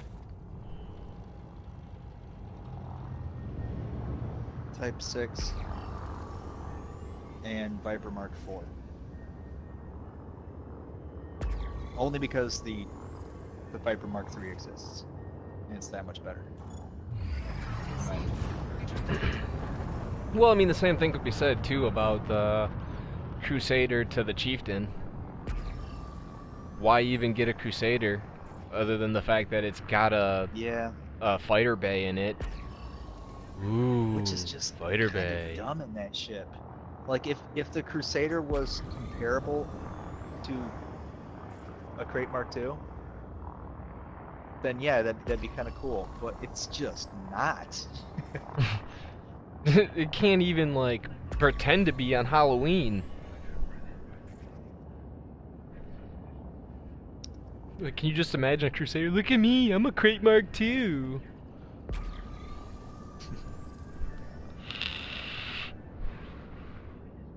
I highly doubt it, because real Crusaders would probably be too busy chopping people's heads off, but, you know. Programming limpet drone. Another super bright rock.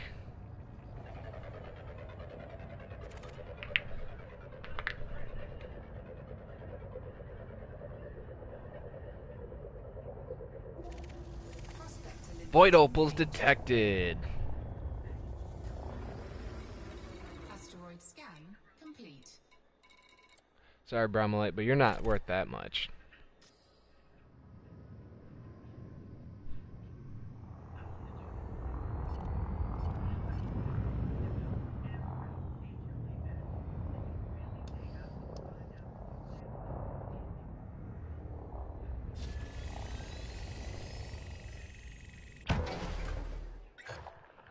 Detonation sequence initiated.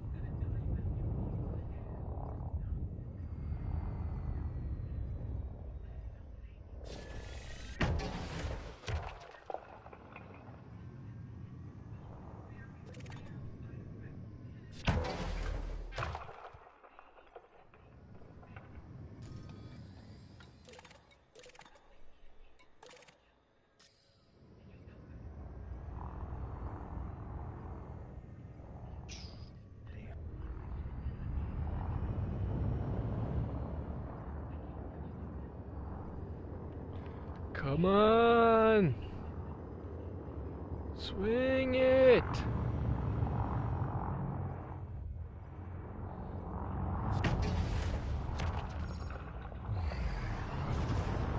Collector limpet expired.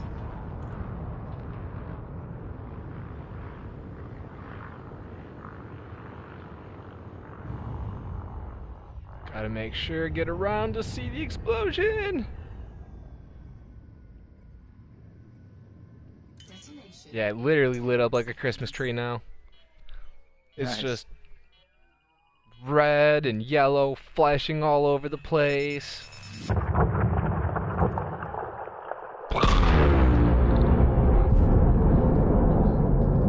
feel like I'm in a Michael Bay movie right now. Programming limpet drone. Programming limpet drone. Programming limpet drone. Cargo scoop deployed. Okay, after outfitting the 2 ships that I want with pack hounds, that leaves me with 5 left over. That's good enough. Especially since I don't, until pirating, I didn't really use missiles. They're fun. I just don't get how people have all these builds with nothing but pack hounds and they just destroy everyone. Well, they completely rely on shields being down first. Nobody's pulling that stuff off when the Yeah. Smart. Nobody's pulling that stuff off when they're Got full shields the and a only whole person bunch out of... there. Yeah. Yeah, like if there's nobody else to help them get the shields down, I'm sorry, like firing any kind of missile into shields like that, firing pack hounds just non-stop, like it doesn't do the damage you need to bring down a shield. Especially considering that shields automatically have much, much higher resistance to explosions, of all things. Yeah. I could The understand. best thing about explosions is the splash damage, but you're not getting any splash damage when there's a shield.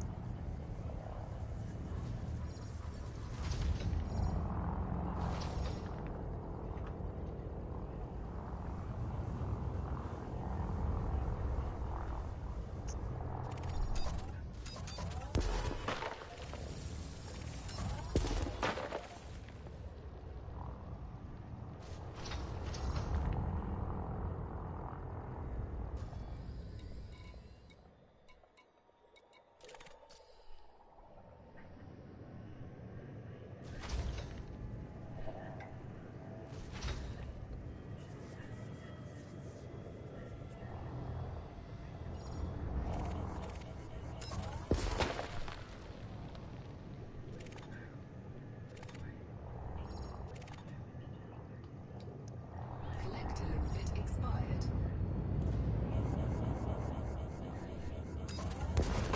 I'm pretty sure I jumped it and just ruined my own collector limpets. Whoops. Programming limpet drone. One thing that you should definitely do while doing stuff like this is actually hang outside of where the asteroid is. So that way your collector limpets actually have the ability to to get all the materials and then get it into your cargo hold.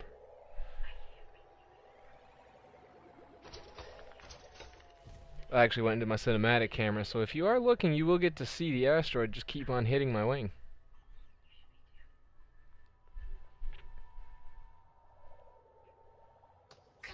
Oh no, I need more tin to finish the engineering on these pack hounds. I will definitely do that, Chris, at some point in this video. If you're still watching. Collector limpet expired.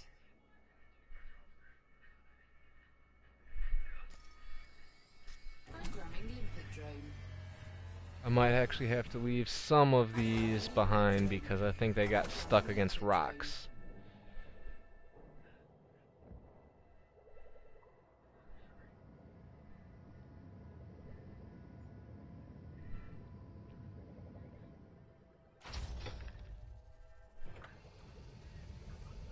Okay, so Chris, do you do it right from the start, go straight for the low, and then put a full charge into it?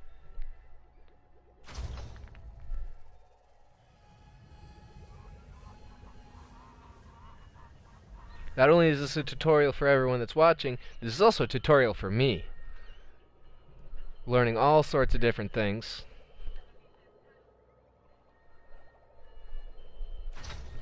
Okay, Chris, yeah, next one that I actually come across, I'll give it a shot then, see if it makes it a little bit better.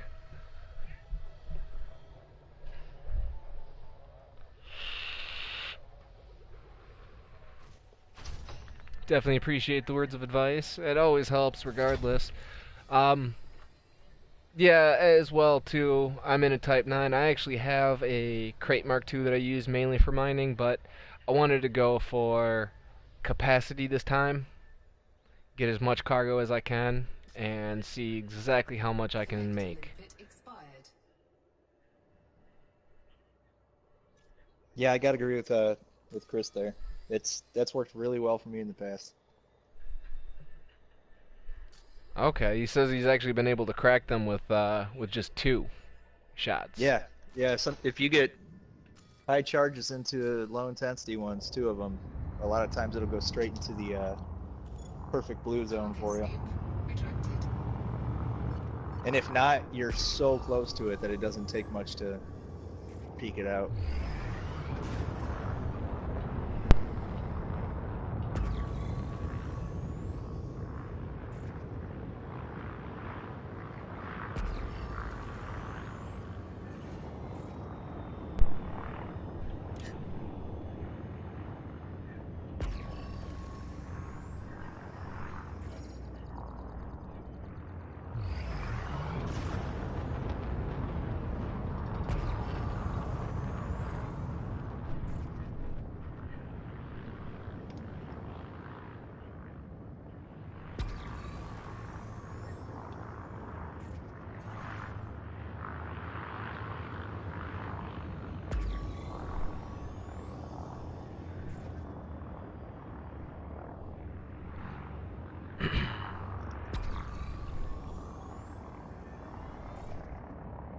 And for those of you not named Chris and who actually don't know how to mine, hopefully by watching these videos too, you can see a bunch of different ways of actually getting, you know, at least discovering all the different kinds of deep cores that you can actually find while out there. That's actually a pretty nice haul there, Chris. Do you actually look for the highest paying stations as well? Because come to the end of this video, that's actually where I was going to head to kind of show off like a max profit amount, if you will. Did you find one anomaly? I did. Nice. Not too far, I hope. About 100 Not and... Definitely not Hutton.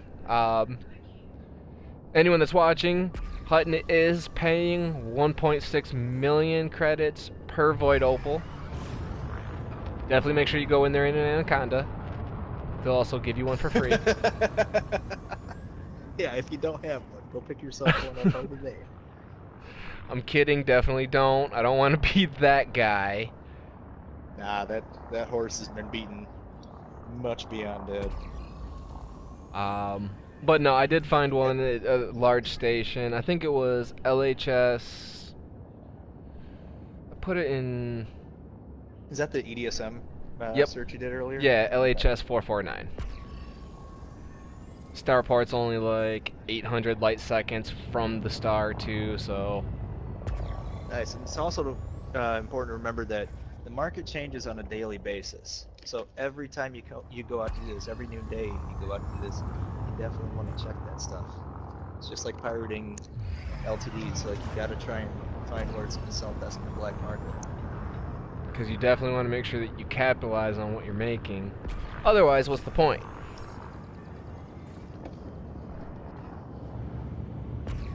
No, I get too in some cases where, say, it's like too far of a jump, or maybe it's like late at night, you're just trying to unload it. You find somewhere fairly close, yeah. Technically, with mining, everything's 100% profit. Right. Except for the cost of limpets and any repairs or whatever, but that's so minimal anymore that. Well, even before. I'm actually on PlayStation, Chris. I'm guessing you're one of the PC players?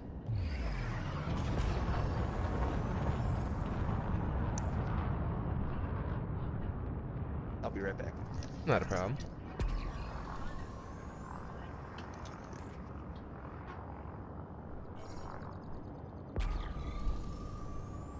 Oh, okay.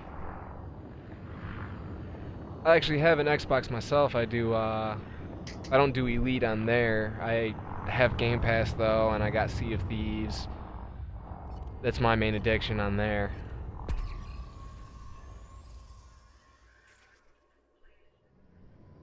This one here is probably not gonna actually have anything but 465, 466 limpets. I'm pretty sure I could lose a couple.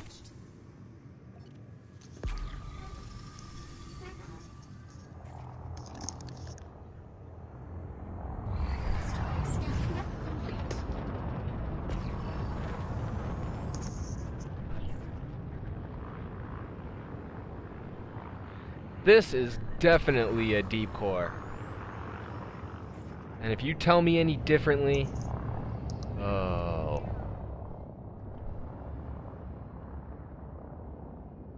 Okay, I guess as well, night vision shows off the fissures really well. Yeah, it does. So I'm actually going to pop that on just to kind of give people a view. Thank you for that one, Chris. Yeah, I'm pretty sure you got a deep core there.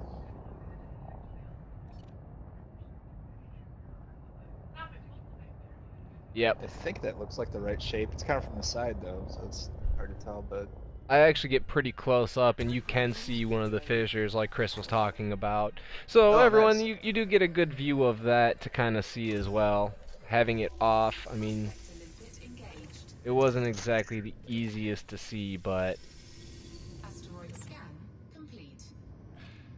So we're going to go ahead and load up high charge right into the low. Oh, wow. Yeah, that put me right up there. And then the other one over here.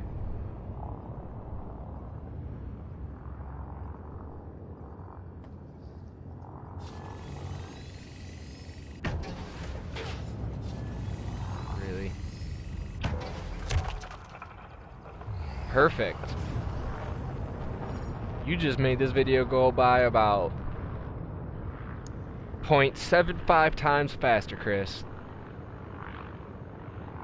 I wish it was a lot faster. He gets all the credit, and I totally did the same thing like 20 minutes ago, but no, don't listen to Spades. Look, I listen to you on so much other stuff, alright? That's fair. I'm sure there's a certain amount you have to tune me out. I'd do the same thing if I had to deal with me. Oh god. Me having to just talk by myself for like an hour and 20 minutes, I felt like I wanted to just mute my own self. And I wasn't even listening. So, in order for anyone who actually gets to the optimal yield way ahead of time, you can actually come in here and detonate now, just to kind of speed up the process. I'm pretty sure Chris doesn't want to sit here and watch me try and wait for this thing to blow up.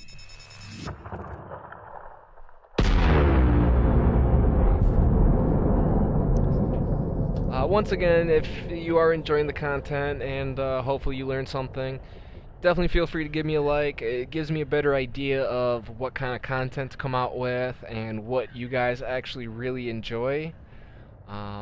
So if you could just leave a like or a dislike, maybe even give me a comment or something, kind of give me an idea.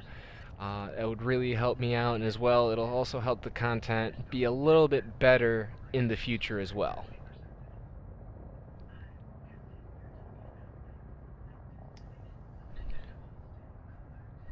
You know, something that might be kind of cool for a future stream would be unlocking the Guardian FSD booster. I Just 'cause I actually feel like want we've to got plan that with Lead. Yeah, he'd be a good one for it. Slapstone a number ×2. Most of the vets have, so that'd be kind of cool because I feel like we've got a lot of newer Christmas players that are probably getting to the point now Oh, where wrong button there. they've done a little bit of engineering and they want to really unlock more FSD capabilities, and that's just, aside from the obvious engineering, it's just an automatic 10.5 light years added to anything that can handle a size 5 optional module. And It's it's incredible. so good and needed. I mean, on top of that too, it also helps that it's actually a really cool site to also go and check out too. Oh yeah, visually it's one of the most beautiful things I've seen in the game. It can get a bit repetitive when you're going for multiple modules and You need to farm all the the RNG different factor. blueprints and stuff. That's why you commit yourself to only doing that for an evening. I mean, you can get out, if you're in the bubble, you can get to one of those sites if you've got a decent aspects or PDX, you can get there. It's like 800 light years away or something. It's not that- Any kind of decent jump ship, really. Yeah, Crate Phantom nowadays. Before it goes, yes.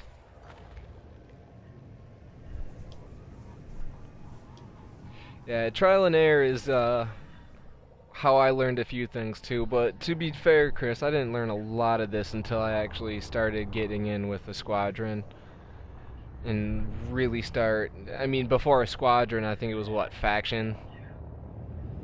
Yep, we were So- a minor player faction. But I mean, it goes a long way having a group of players that you can also connect with and kind of, feed information off of.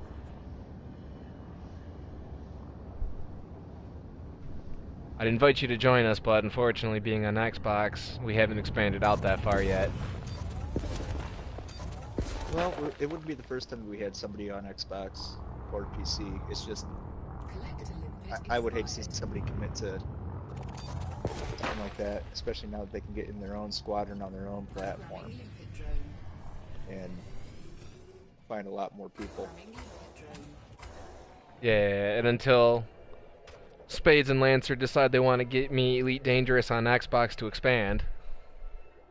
Oh, is that how it's gonna work? I mean, I'm just Hey. saying. I think we're still working towards the get Lancer a HOTUS situation here. Although I'm kind of enjoying the fact that as our leader, he still doesn't have a HOTUS, and it's something that so many of us can hold over him. And that kind of information is good to have.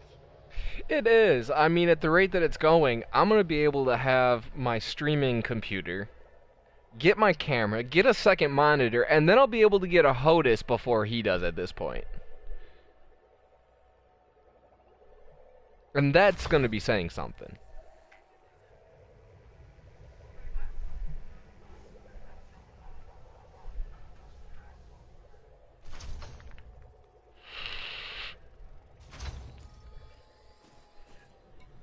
The only thing I find really annoying about having to stream right now is that on the right side where it shows on air and then it's got like the people watching and the comments, and there's no comments, I actually have to have YouTube up to actually see them all. Yeah. That is a good point. It's actually why I wanted to get a a second screen for when I actually did get my computer too. Hmm? And that way I could have it propped up above my my monitor, kind of angled down a bit, and then that way all I had to do was like look slightly up to be able to see everything. Makes sense.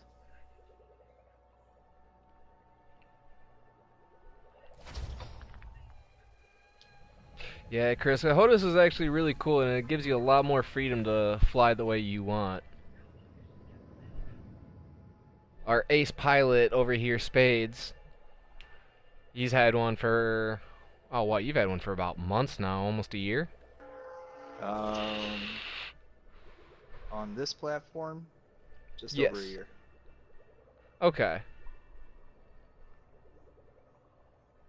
Doesn't help that the dude can literally fly. Yeah, the joystick's just more natural.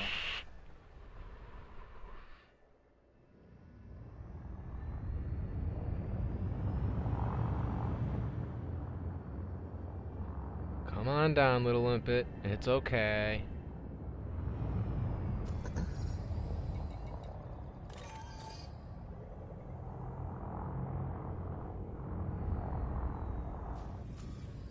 Okay, that's I just... actually need to hop out of chat here for a little bit, but I will be back in a bit if you're still streaming. Hop back in here. Okay. I don't know how much longer 2 I'm going to phone be calls. streaming for, but worst case, I'll Okay. still have the party up. Alright, sounds good. Alright. Alright. Talk to you later. Yep. Hey, thanks for watching, Chris. We appreciate it.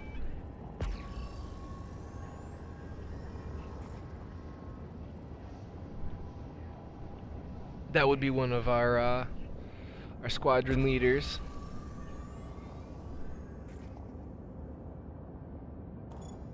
Cargo scoop detected.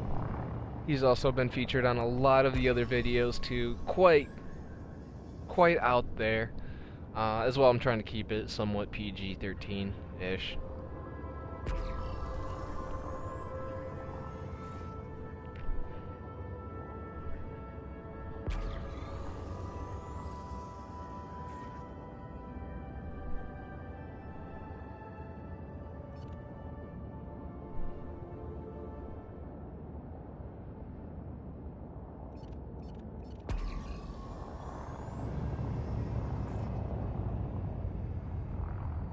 Collector limpet expired.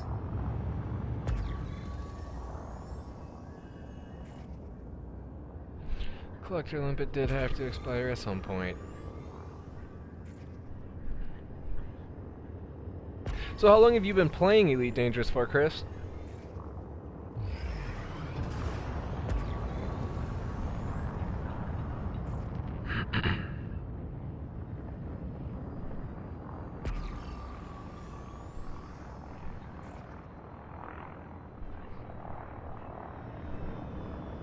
As well, anyone else that's following along, if you'd like to chime in the chat, definitely feel free.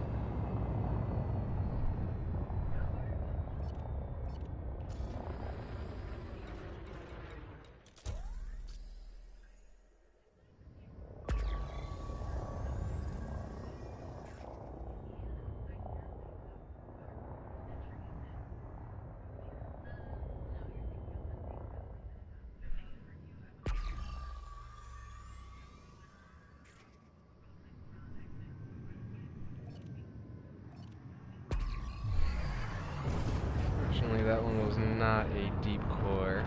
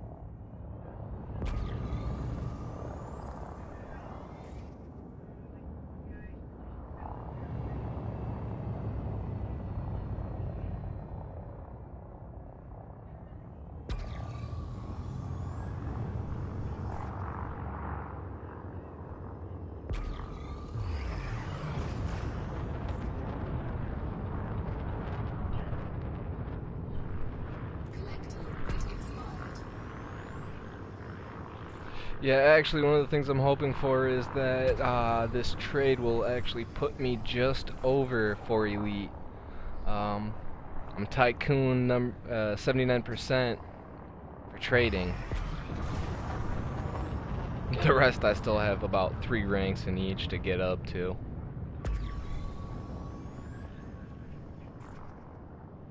Unfortunately, I had to get a late start as the PlayStation version came out after both PC and Xbox.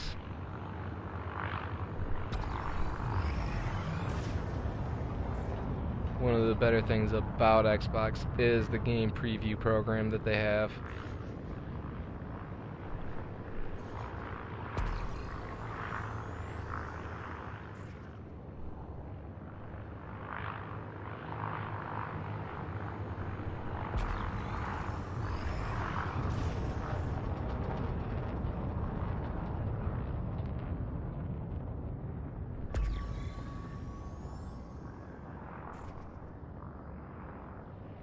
Okay, are you also at in trading at Tycoon?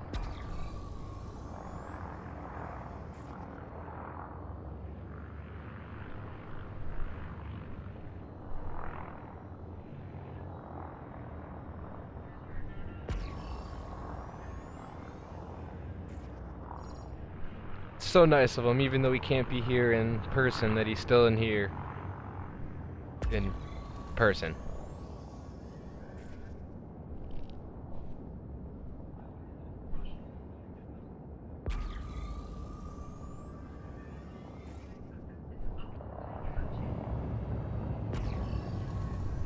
Yeah, truth be told, Chris, if it wasn't for the Void Opals, I probably wouldn't even be this close. There was a gold mine that we hit back in 3.2, 3.3 area, I want to say. But now, with the Void Opals, it got me so much closer. After I get elite, I do want to start working actually on finishing off one of the grinds for either the Federation or the Empire.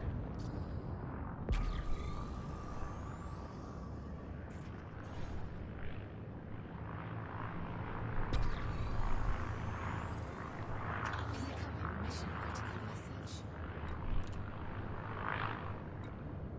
They want me to try and attack passenger liners in a mining ship.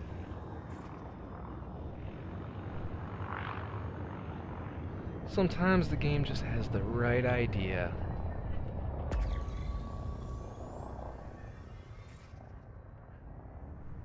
One Fed rank total? Or one Fed rank until like the vet? Because ideally I'm only gonna go, Chris, until I actually have the vet and then Clipper for the Imperials.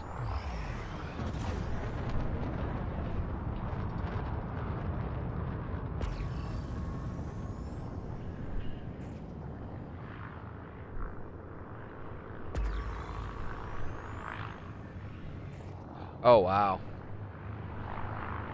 You've been working on them quite a bit then.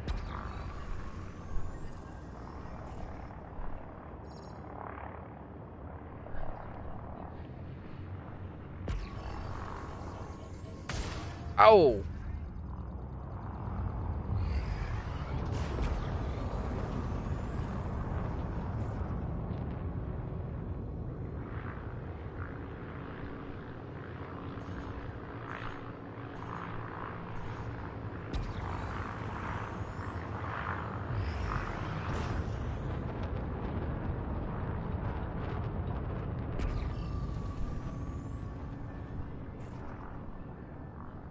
Have you done any of the Imperial grind yet, Chris?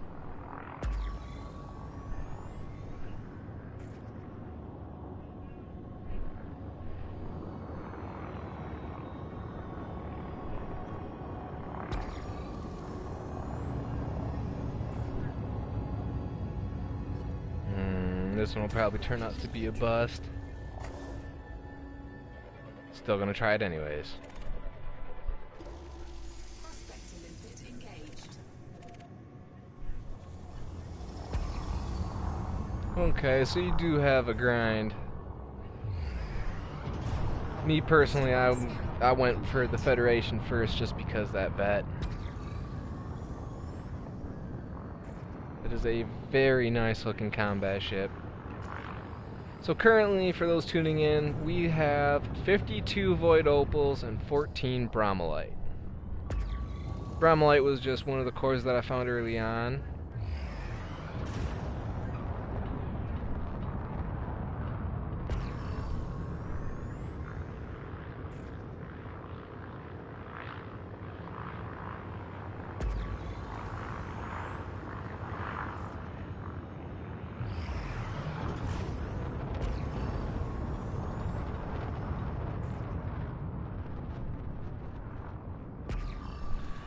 This core doesn't look like it, or that one doesn't look like it's gonna have a core, and I don't see fissures as I'm passing by it.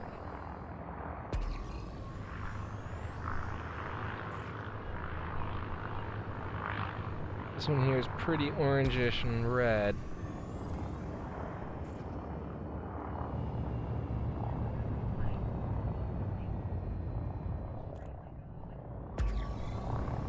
So as we get a little bit closer, we can get a better look at it, and it's looking almost like the exact same as the other one too.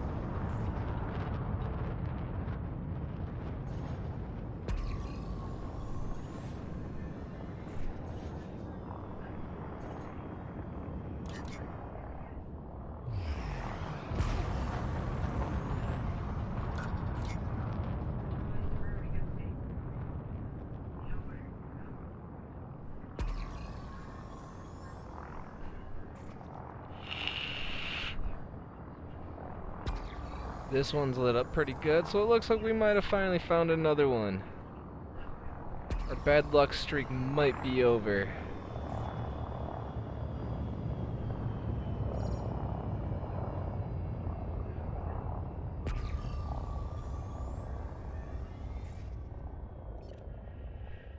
Programming limpet drone.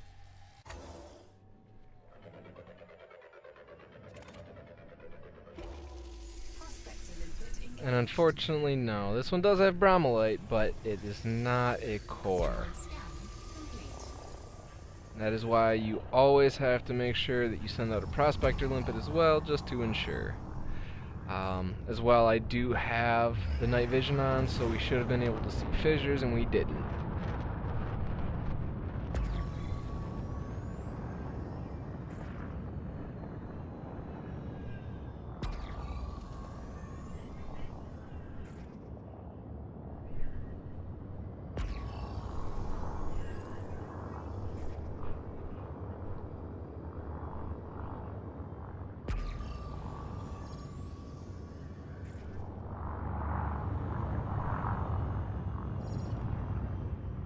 Programming limpet drone. Prospector limpet engaged.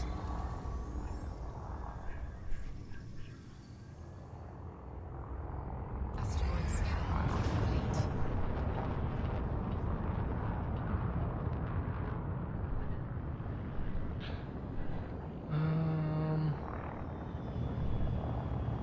Was it? Let me me see if I can go back and find that one real quick, Chris.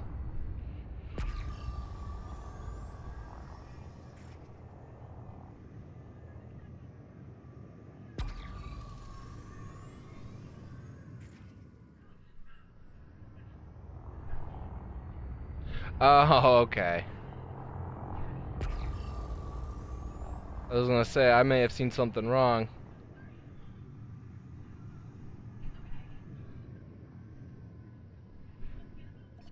Programming limpet drone. Something tells me not this one either, but Failed.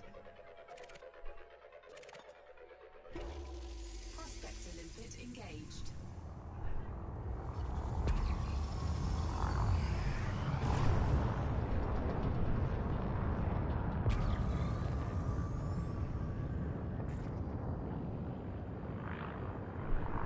Asteroid scan complete. he's a pretty bright one. Was a pretty bright one.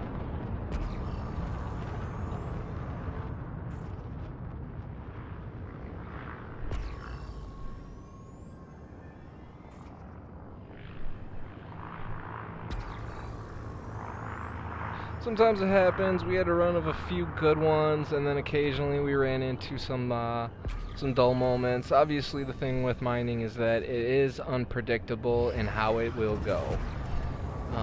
Unfortunately, if it was super easy to get a whole bunch of Void Opals, I don't think anyone in the game would have to worry about their credit balance ever again.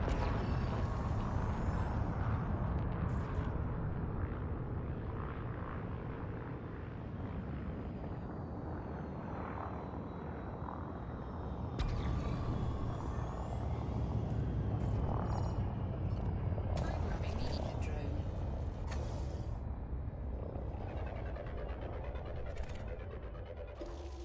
Prospector limpet engaged.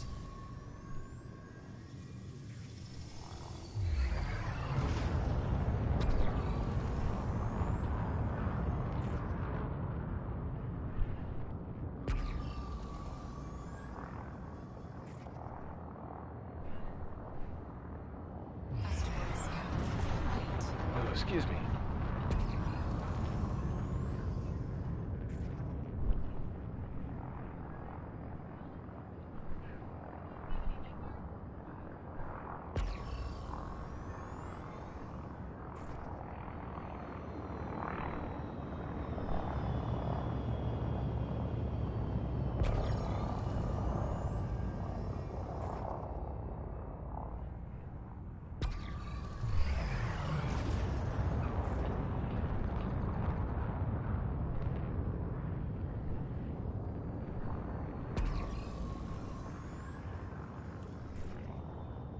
Alright, now we're almost to the core.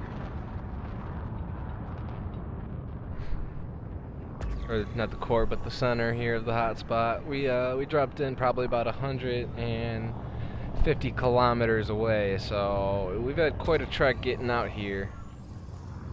Found quite a few materials though, so I can't say that it was a waste or anything. Obviously I would have liked it to be a little bit quicker. That being said, I'm gonna type 9. What more do you want?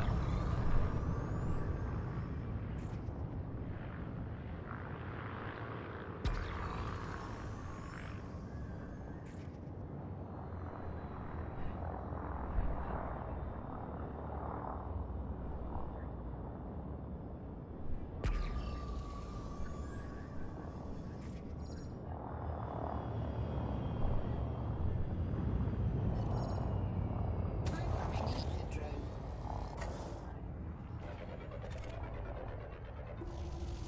Ooh, here we go.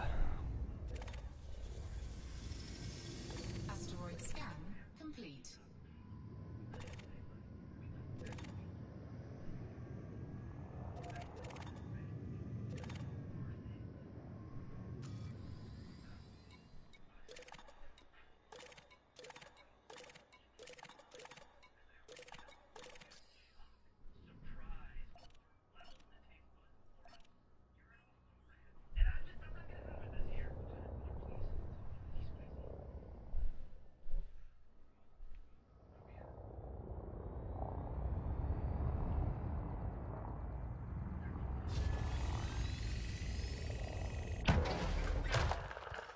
Detonation sequence initiated.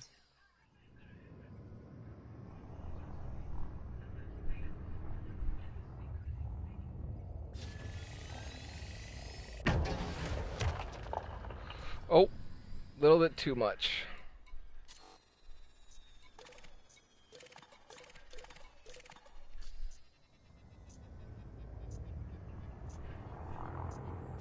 Seismic charge disarmed.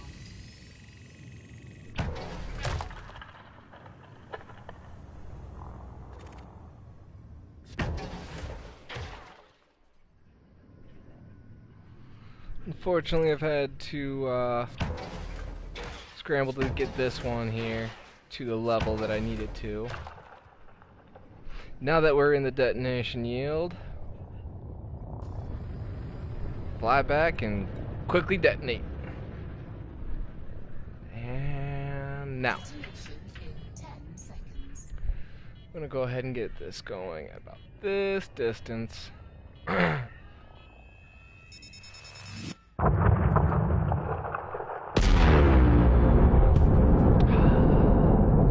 It never gets old. Programming limpet drone. Programming limpet drone. Cargo scoop deployed. Are you still following along with us, Chris? Hey, what's up? How's it going, DC? Not much. Just getting on. About to do some, mining myself. There you go.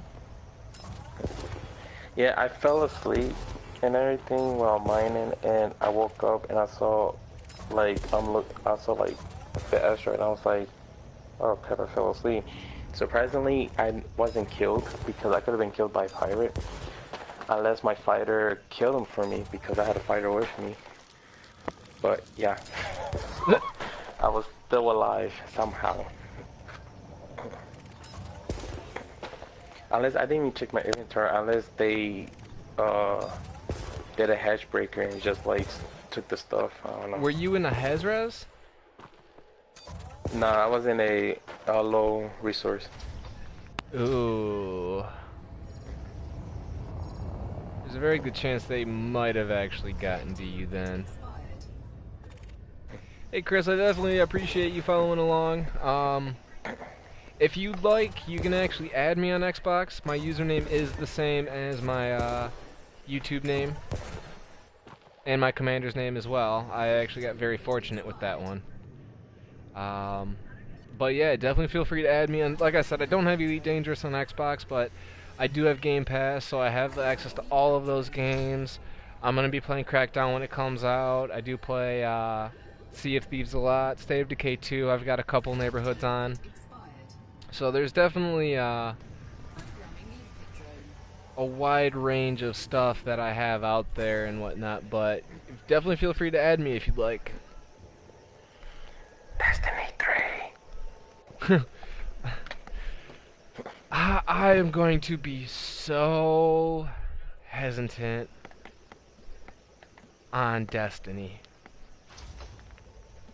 I really enjoyed the first one. I will say that 1,000 times over. I was the one that actually got a couple of my friends into the game because they had no idea what it was until I was talking about it.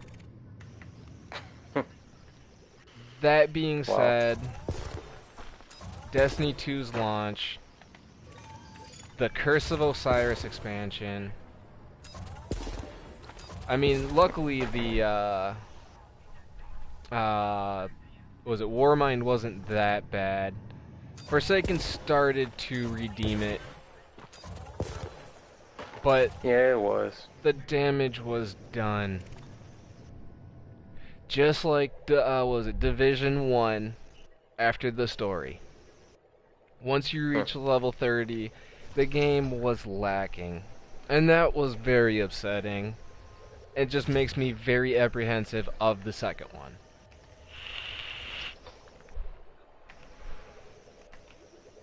But that being said, I'm curious now with Bungie, because I don't know if you heard about this, Chris, but Activision is actually no longer attached to the project. Because they're not getting the money as much as they thought. That's why Activision is so greedy. Well, I mean, that's already been known. I mean, come on, they come out with Call of Duty every year. Yeah, because of Bungie. Oh, it wasn't Bungie. Call of Duty and Bungie had Well, nothing to do with each other. I meant taking the funding from Destiny. They used that funding to make Call of Duty, which they're also shitty anyways, regardless. For my personal taste, they were shitty. I can't stand Call of Duty. But they actually didn't do that. Because it was pretty much Activision relying on all of Call of Duty to actually fund everything. That is their cash cow at the end of the day. But they were saying that, yeah, because they didn't actually meet the fiscal targets that they had originally set out, instead of trying to finish out the contract, they just decided to cancel it instead. Right. But having them away from the project now, it makes you wonder if Bungie's going to try and continue doing what Activision forced, the yearly installments, or if they're actually going to take the time and give us the Destiny 3 we actually deserve.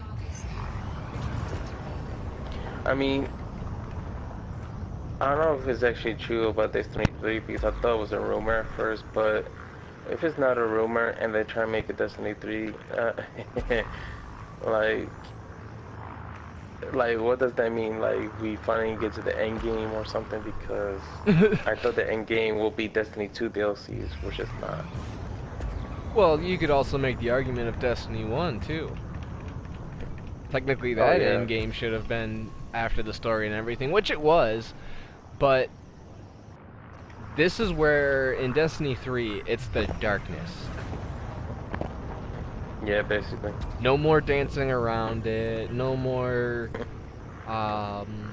hints at it. Darkness is there. It's coming. And it was the pyramid ships at the end of the cutscene from the story. Yep. The War Mines cannons being activated so it can fight them off. You know I mean, what I'm talking about?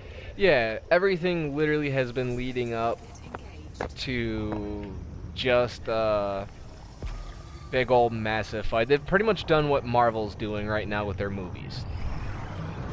Right. Chris, I think you would understand that one as well. Creating all the solo adventures and then having like the Avengers leading up to the big big climactic ending.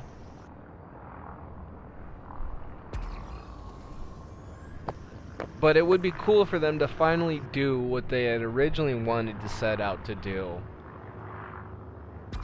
And I hope that Bungie can at least keep themselves independent this time to do that.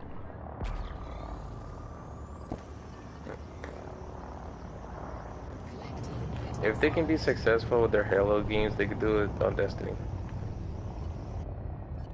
They definitely could. I mean, there's fewer studios that you could actually give that franchise to that would do it right.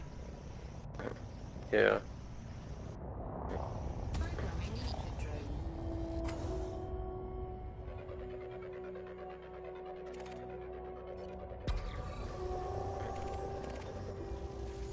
Ah.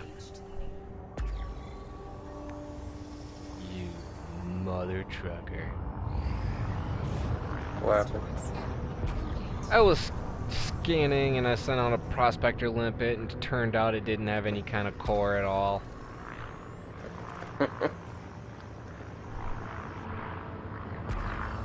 I want to say that Chris has been with me here for probably a little bit over an hour now, maybe. Oh wow. Wait, is it just him or you got more viewers right now? What was that? How you call, is it just, well, I'm just gonna check it myself, I'm gonna go on YouTube. Oh yeah, he's just a viewer. He actually plays Elite, but he's on Xbox, unfortunately. So, yeah, I'd recruit him, but at the same time, we don't have an Xbox presence. And like Spades had said earlier, it's one of those things where you have so many more active Xbox squadrons that you could be a part of. And it's not saying that, you know, we don't want to pursue out there, but obviously just to maximize, you know, someone else's fun, you'd want to capitalize on what they actually play on.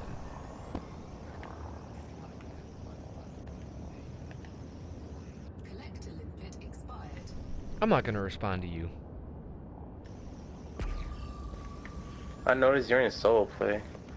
Yeah, I had to actually change to dock, and unfortunately I forgot to switch back. Oh. Well, I see Spades is on and he's in Lugger. If he's pirate, and I wish I could join him, but I sent him a winning invite, but he hasn't responded. He might actually still be away right now. He had to hop out the party chat and take a couple phone calls. Ah, okay.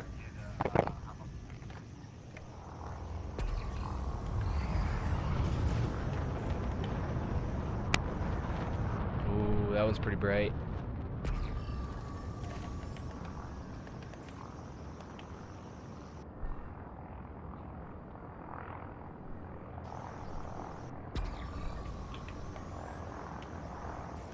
But yeah, Chris, I'd say if you aren't part of a squadron yet, I would definitely check out your squadron page in the little commander menu there, and actually see what's going on with like a whole bunch of different ones, because you can actually meet a lot of really cool people that way. Programming limpet drone.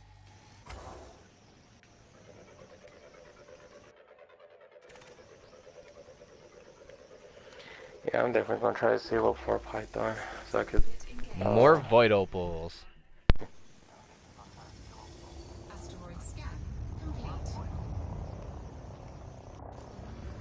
I had to mute my phone because I didn't want me to get oversound on my mic. Yeah, I could kind of hear myself talking in the background. Yeah.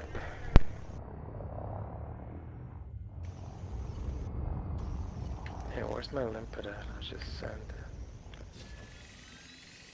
This one. Shit. Detonation Whatever. sequence initiated.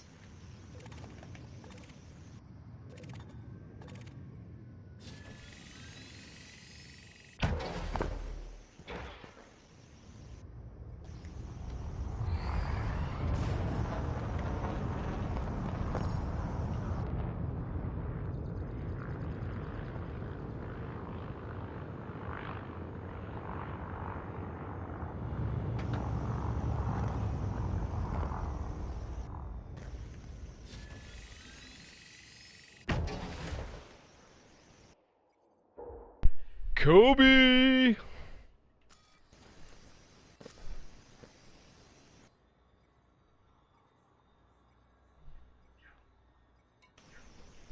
Detonation Okay. in 10 seconds.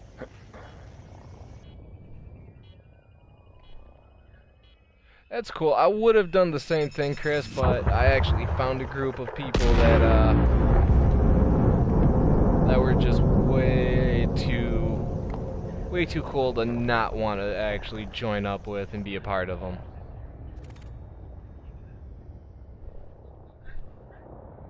Huh. Having a squadron, Get- though, it makes all the difference. Hey, get this. I just got a massacre contract mission for my mail, and the mission giver is a Dextro Union Party. Target type passenger liner. Target count 6. Target faction Revolutionary Ulente Left Party. I'm like, what? I had one of those earlier. Programming limpet drone. Was it? It's a 5+ influence to try and get themselves out. Got Yeah. biotech conductors, which I would like to have, but they're not PLC, so I can't do it. I was gonna say that one as well. It could make you wanted, and chances are it's in a system that we control. Mhm. So, I mean, you'd be doing like double work against us. Yeah, that's true. One thing I I got really these. like about these mining equipment is that I don't actually need to switch to combat mode. Alright, you had to do an analysis mode to use them. You don't have to, but you Oh. can be in analysis mode. Oh, actually, no, the new ones you do need to be in analysis mode only. See? Again, tutorial for everyone, including the tutorialer. You mean, you're supposed to know before you start doing the tutorial, so Yeah, this is people will why. question that. But this is why I get to go back, cut out all the good stuff, and then actually create like a big old video series. It's gonna have a bunch of like cool panning, scrolling things and whatnot, and yeah, we're gonna try and make it look super professional. I was wondering why my Olympus are not collecting. They just expired.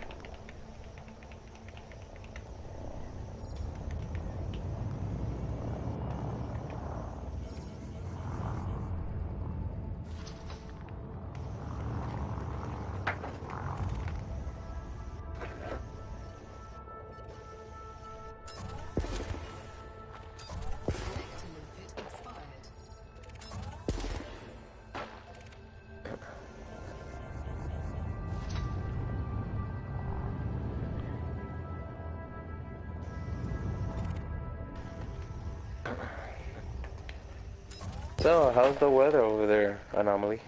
At the research site you're at? Well, my running heat is 2%, so probably pretty fucking cold. Uh, I think that was the first F-bomb I actually slipped up into this stream, so YouTube gods, please don't hate me.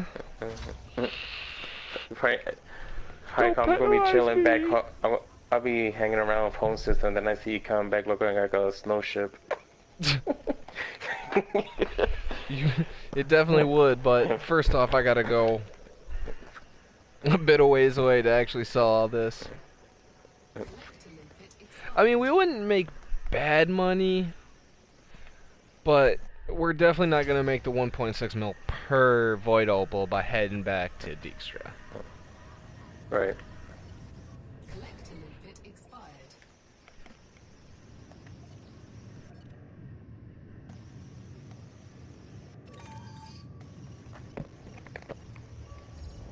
We now have 76 Void Opals.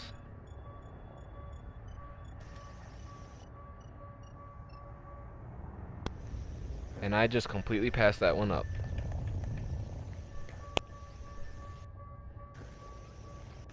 I'm at 89% till my combat rank is at competent. I'm trying to reach expert, I think, for one of the engineers. I don't remember which one that is. Let me see, hold on. It is... Wait. Oh, here we go. For armor and countermeasures, explosive weaponry, Petra Almanova. I need to be a combat rank, was the expert. Where does it say he's located? It doesn't, wait, hold on. It doesn't say because it's still locked. I have to reach expert rank to, see the invite. Yeah, it says unknown. What's his name again? It's a she. Petra Almanova. Oh, don't worry about her. She's actually all the way out in Colonia. Oh, god damn it, her too? Yeah, there's 4 of them total. Well, it has armor. Well, hold on, let's see. You'll find others that are actually quicker. Now, just because too that on the page it only says that they specialize in that, doesn't mean that that's all they do. Felicity should actually be a very good example of that, because she does a lot of engineering. Yeah, she does sensors, she does shield boosters. FSD, and thrusters, engine. Oh yeah, I mean that's what it says for her. But if you actually went there, it doesn't say that she does sensors. She does sensors and shield boosters. Yeah, a much better site actually is Inara to look at all that, because they tell you the highest level they go to. Hmm. Okay, so alright, let me see. Okay, so hull reinforcement and armor for Celine Jean, is she also far away or she's actually in the bubble? She's in the bubble. Okay, because that's one of the important. That's one of the engineers I need also is my armor. Cause I got my shield generator, the Avera. I got my cannon from Taj. Got the lasers from Dueler. So I'm guessing is Celine to get the armor, and I guess get access because you can make a series corporation. I don't know who series corporation. This one is probably not.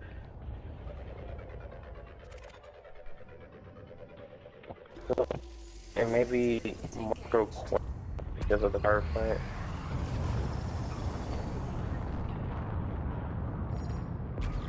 I hope in here.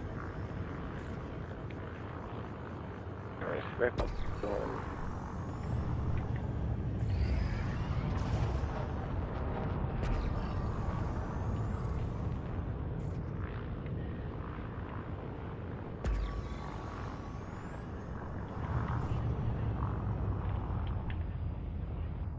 Asteroid scan complete. It took a while for that to scan that asteroid. Still has no core.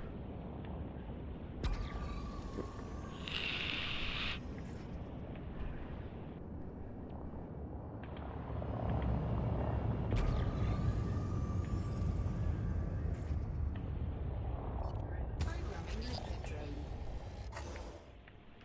This one's going to be the same way. Unfortunately, we're not going to be able to get a core out of it, but Limpet engaged.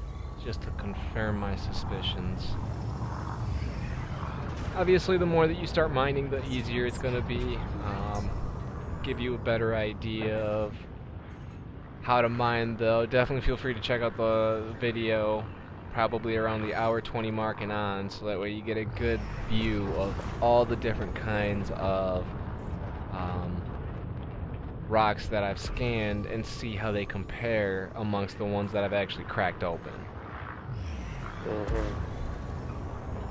As well, if you did miss the beginning, when I actually get a chance to pull it all apart, I will just be uploading the very, very beginning of my build, showcasing all the different parts that you need, as well as correcting the mistake I made earlier. And, Okay. you know, I have a little tutorial built together to actually showcase everything. So I'm still working on the pirate one. I just need to get more time and to prepare my speeches a little bit better, and then find something to fill in the gaps.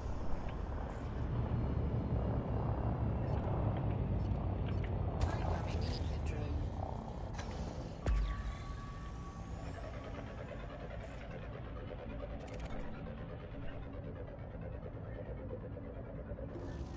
Prospector limpet engaged.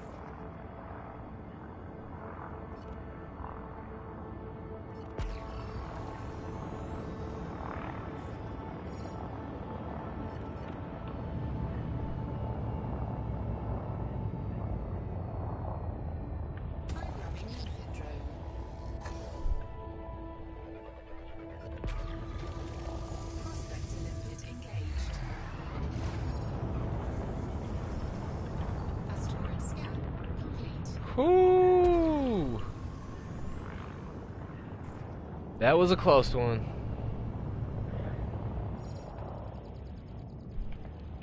As well, for anyone new that may have just tuned in, if you do enjoy the content, please leave a like. That way I have more of an idea of what is enjoyable to you. Leave a dislike if you find it repulsive and you hate the sound of my voice. Limit expired. I know which one I'd be voting for. Prospector limpet engaged.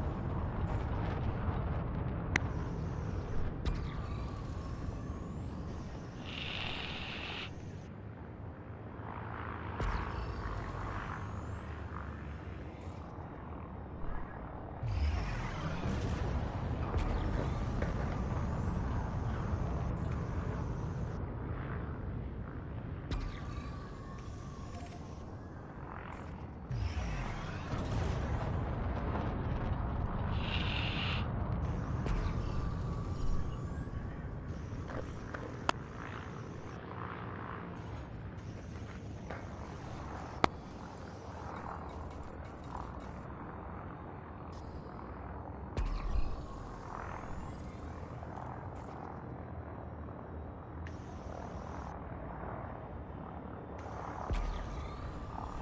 That is a very lit up asteroid. Let's get a little bit closer and hope for the best.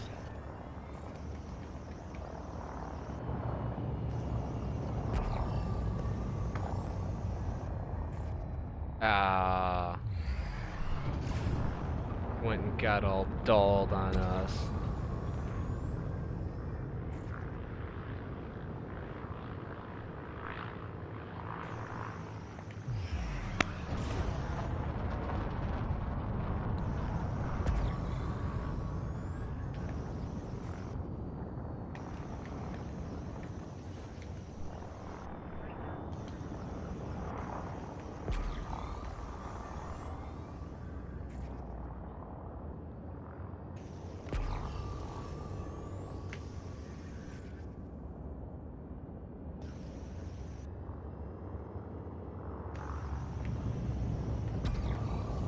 Programming limpet drone.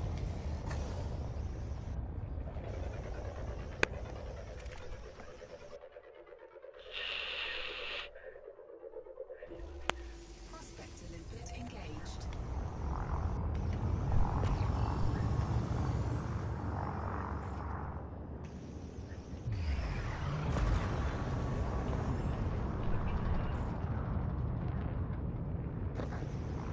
Asteroid scan complete.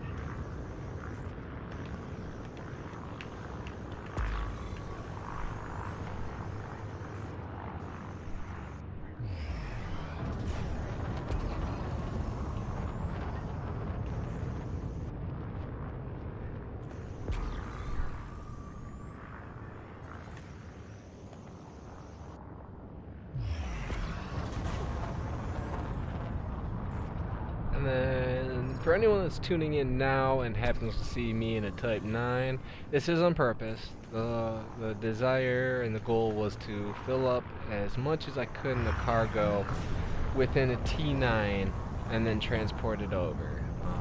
We're at about the 3-hour mark in the stream, so we're going to be cutting it short here relatively soon. And I will be heading off to go sell what I have. I do want to try and at least get one more core if possible.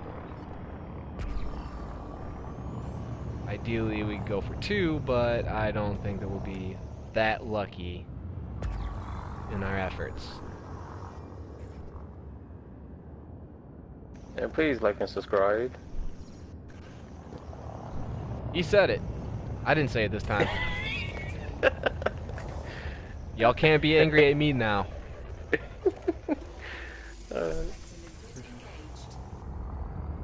Yeah, I know it's upsetting, Chris, but I'm always doing new streams. I got them going Mondays, Wednesdays, Fridays, usually later on in the afternoon. Sometimes even into the evening, depending on where you're located. I'm on the East Coast, so today I started right around 7 Eastern.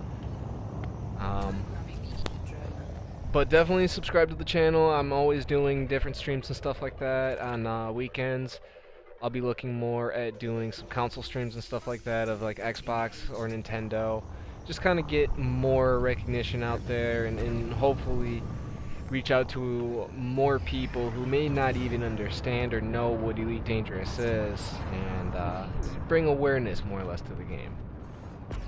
It is such a very,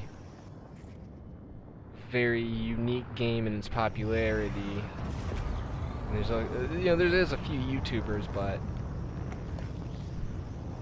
I want to try getting out there with my own personal style type thing. The streaming's been something I've wanted to do for a while. Probably about 5-6 years now. Maybe even longer if I had to actually think about it, but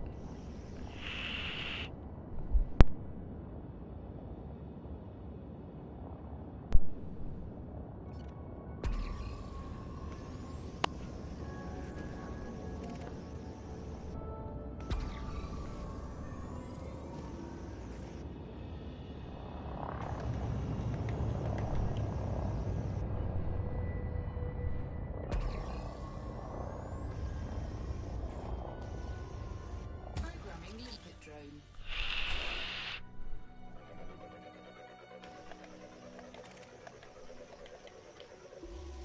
yes! Input engaged. Another core. Asteroid scan complete.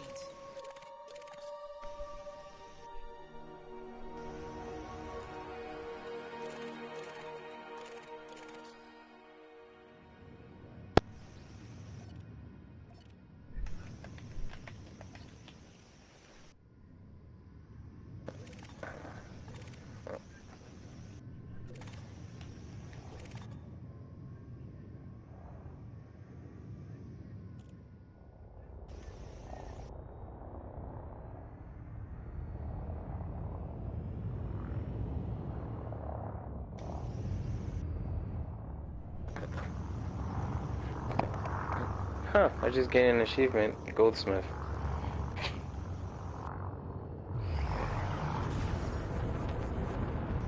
I wonder if I should restock my limpets.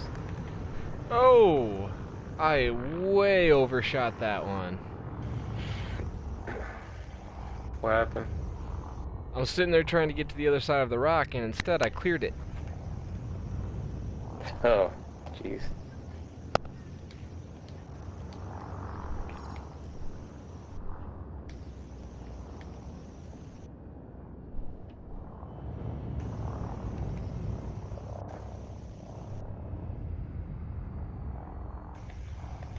Okay, so basically if there was, say, 3 low strengths, then it would do more damage than one with just 2? Is what I'm gathering, Chris?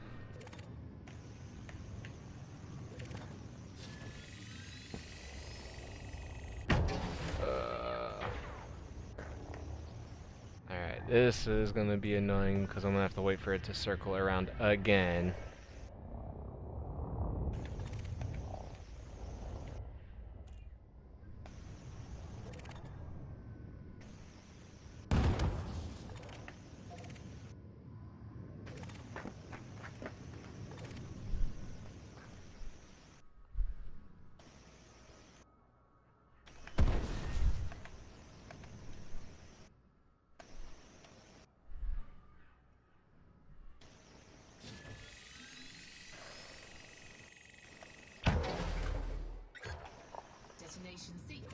initiated.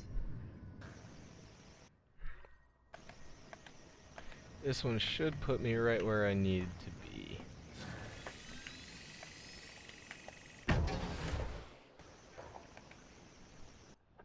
Oh, okay.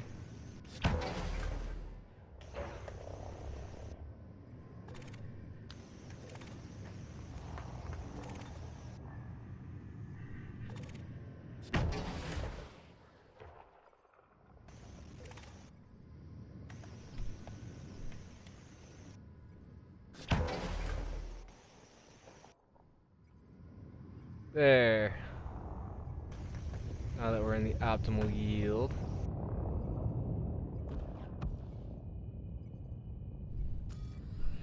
Back it up, back it up, back it up, back it up, back it up, and detonate. Detonation in 10 seconds.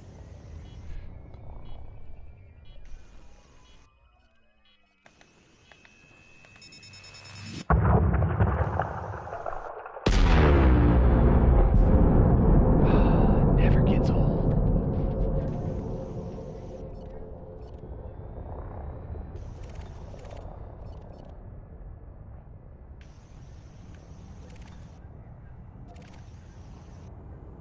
Programming limpet drone.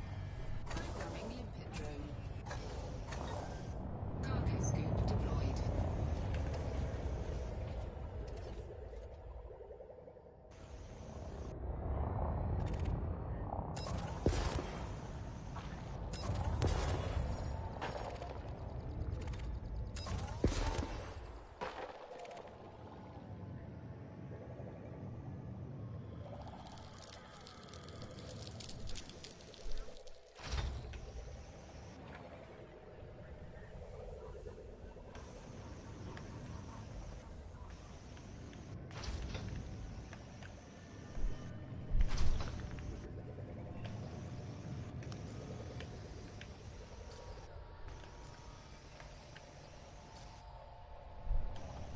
Okay, I know I said I wanted to get one more, but now I feel like a crackhead and I have to get another one. Oh, jeez. As long as it doesn't take too long, because I still have a few jumps that I have to take care of as well, so it's not like it's going to be a quick short trip to go ahead and sell all of this.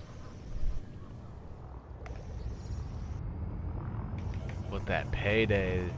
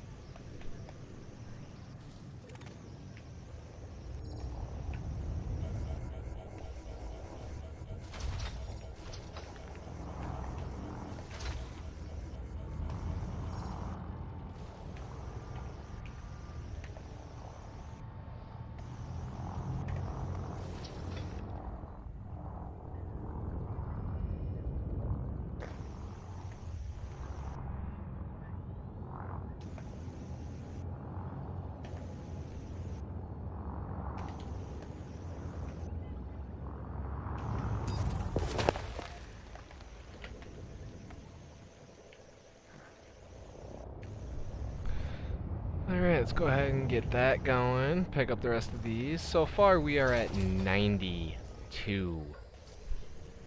Nice. Another thing too, in case of nobody actually seen the hopper for the refinery, As you can see, it starts loading up all the materials and starts processing them from the percentage actually shown on the item in the targets section. There's no more Void Opals, so I can't show you that, but you did get to see it earlier on in the video if anyone was here paying attention to all that. Cargo scoop detected. I understand you know it, Chris.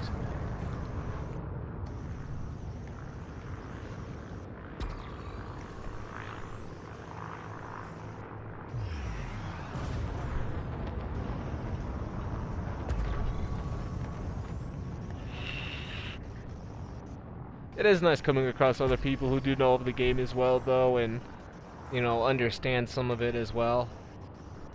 It makes these streams a lot less boring.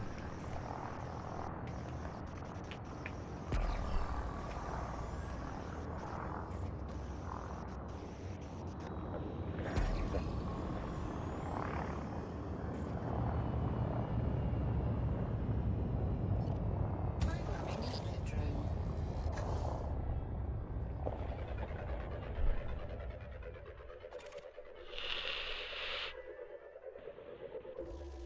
Prospector limpet engaged.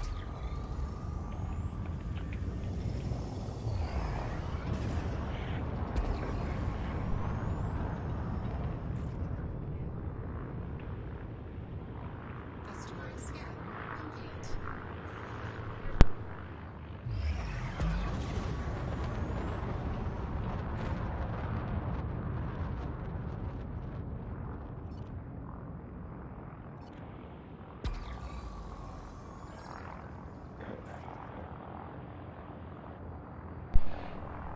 Truth be told, I think I did find another one too.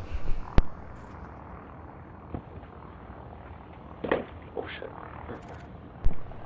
This one is lighting up like a sun. Oh my, this is just pure. That thing is bright.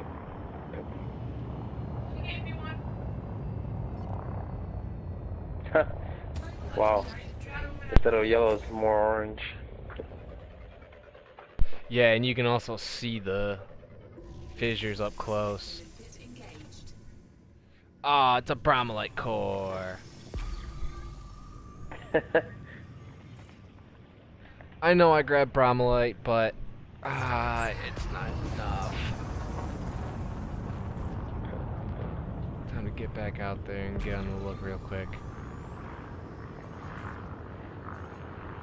By 3:24, if I don't have another one, that's when I'm gonna call it. Go turn in.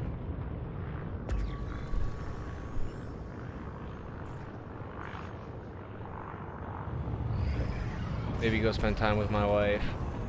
She wants to try and chime it into my ear.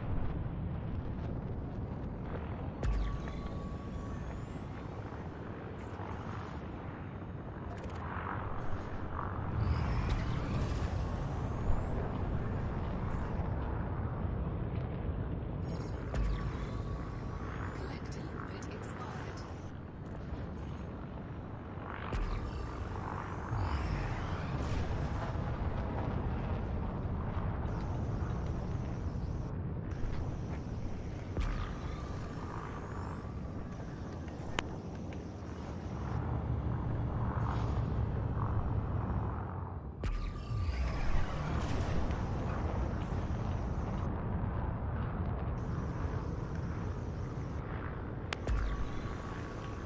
This one here is pretty bright too. Looks like it's starting to dull away a bit.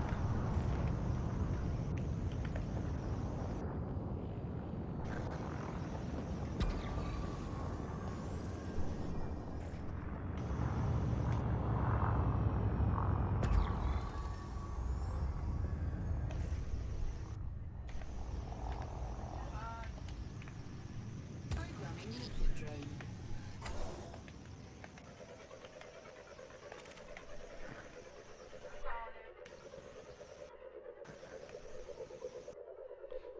That is a really big one. No, actually, oh, it was just a really big one. I thought I went through it. It did go through it. Asteroid scan complete. Prospector limpet engaged. Oh! Asteroid scan Almost ate an asteroid.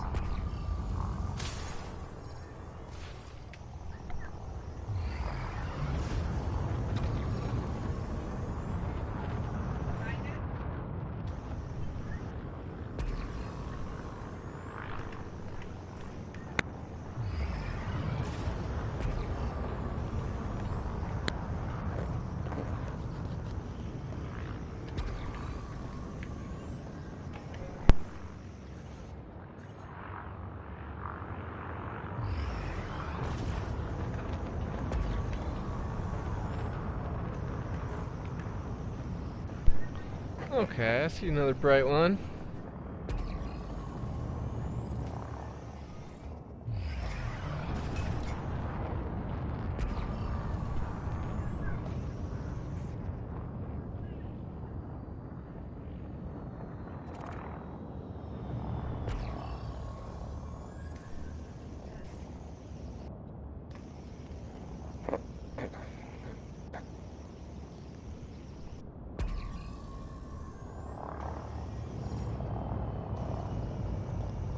programming input drone. This looks like another one of those fakers.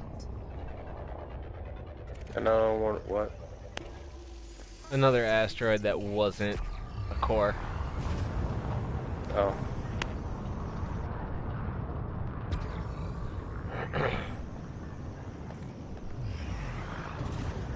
We're running out of time.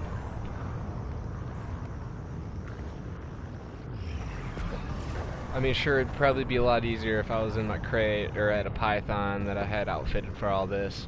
Asteroid scan complete.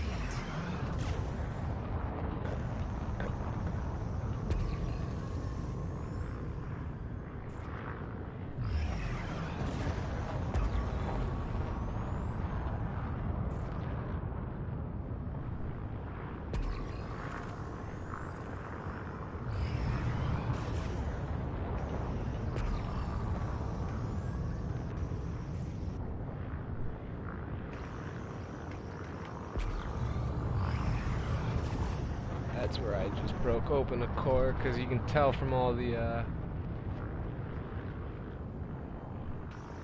debris, the dust in the air. Huh. Ooh, that one's pretty orangish red. Yeah, all that does then is gonna make your ship look like a snow ship. That's right. Coming right out of the Himalayas.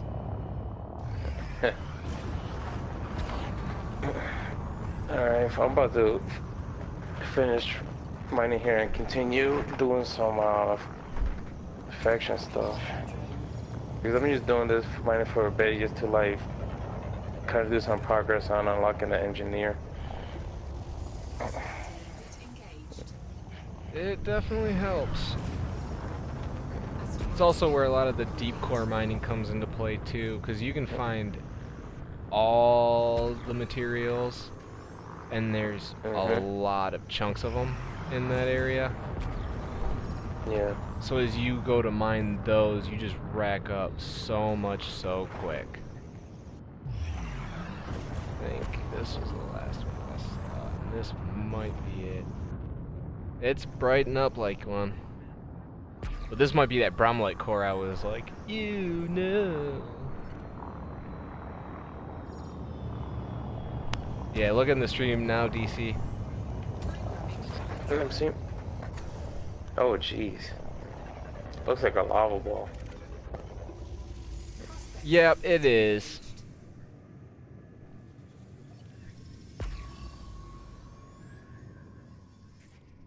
Is the bromlite? Yep. Nah. Oh, there's another really bright one around here. See, this is what I mean. Like, once you get started, it's almost hard to stop. Have you had that problem, Chris, if you're still paying attention?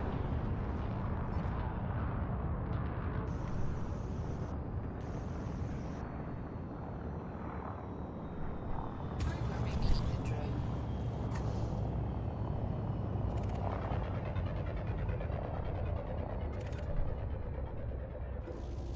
Prospector input engaged.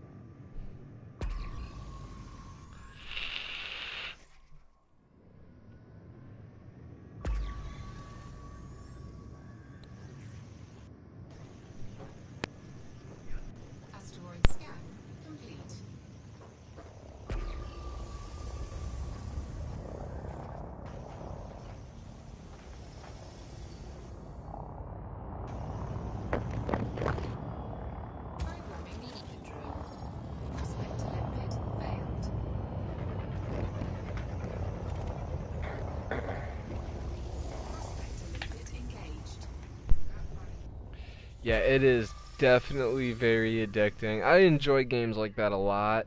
Um, Sea of Thieves, the one I was talking about earlier, that's one of the things that I really like about it is you start off on a journey and you can even buy a voyage from one of the three vendors in the game and you'll get completely drawn off into a whole nother side quest of a random mission that you picked up.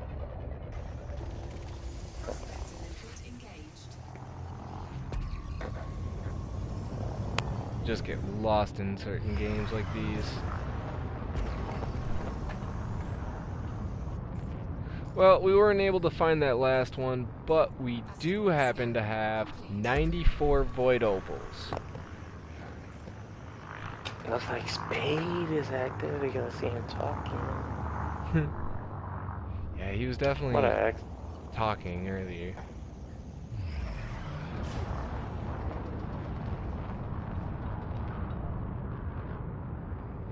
Programming limpet drone. Prospect limpet failed. Prospect limpet engaged. Yep, that darn Brumlight core again. Asteroid scan complete. So now that we've gotten that down, we're going to go ahead and head to our destination.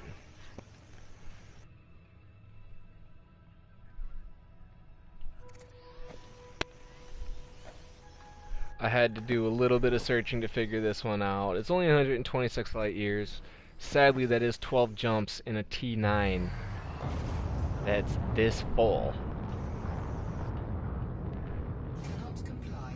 But the pay that's going to happen out of it is going to be more than worth it, as well as the time that it's going to take to even get to that system. Right. Cannot comply. Cannot comply. Oh. Frameshift drive. Hard points. Definitely got to put those away.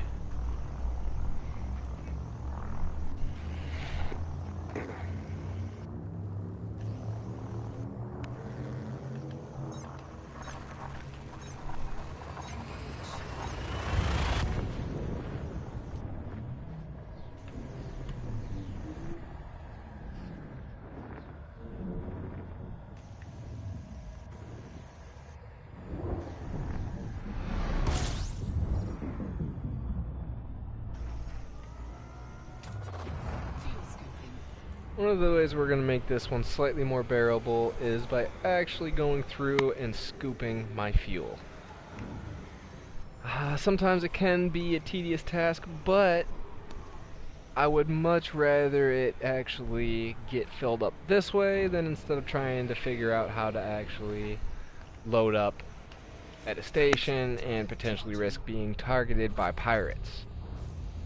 That is a very real possibility when you're lugging a whole bunch of materials like this. Yep.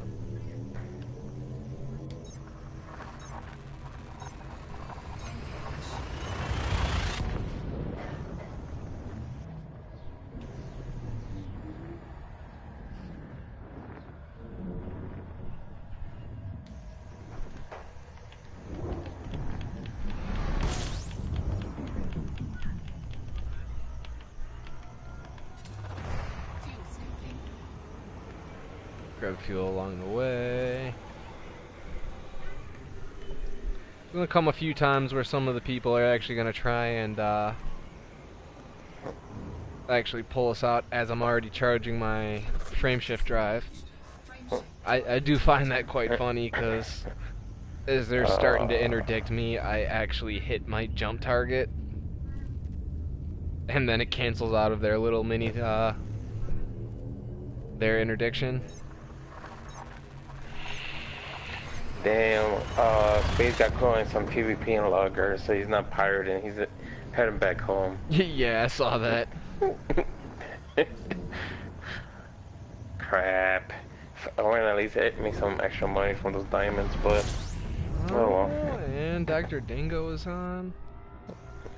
Fuel scoping.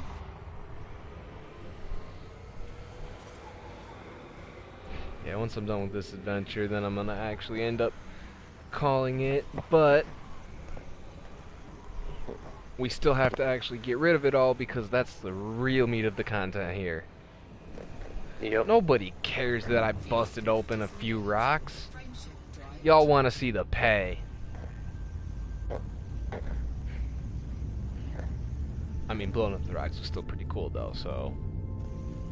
If you don't like it, bite me.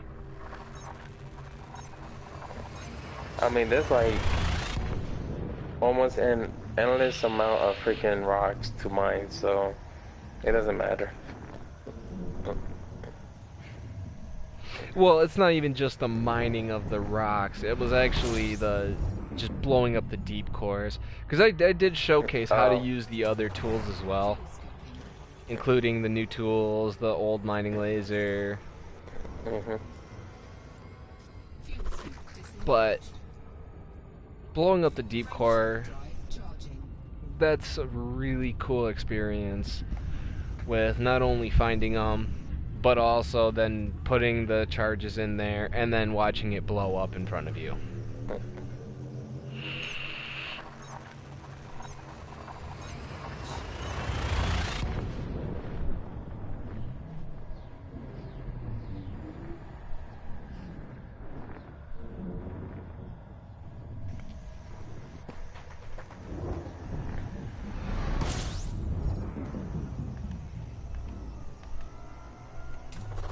Fuel scoping.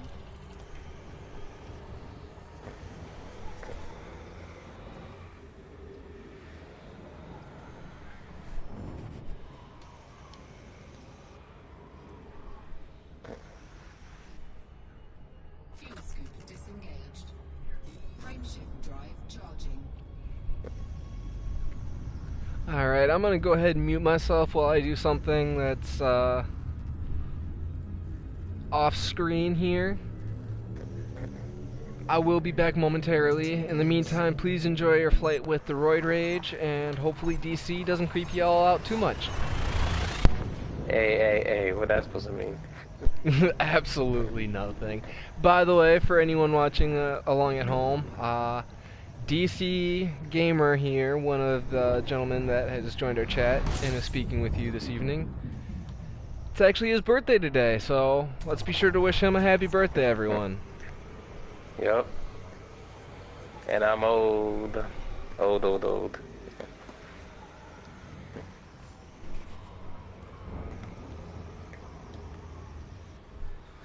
Alright, time for me to head back home. Warning. Temperature. Oh, right, let me tell Space if you want to join me in some massacre. Warning. Taking heat damage. Ah, too close. Taking heat damage. Way too close to the sun. Don't be like me. Don't try and surf a sun, anyone. Usually doesn't work out too well. Want to join me to massacre shit? Let me make sure I still have all my cargo too. Yep, 94 Void Opals.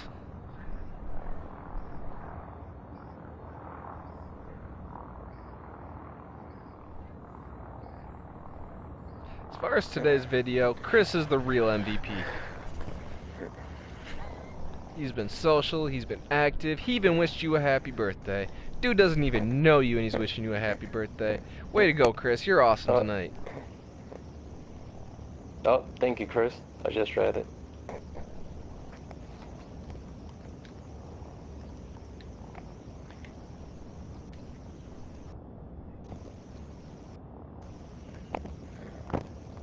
This is another cool part about being a streamer. Getting people to interact with you and stuff like that, and Drive charging. Yep. you know, hopefully bringing some enjoyable content to people's day. Where should I go? At least one person, because I know my wife's definitely not happy. Where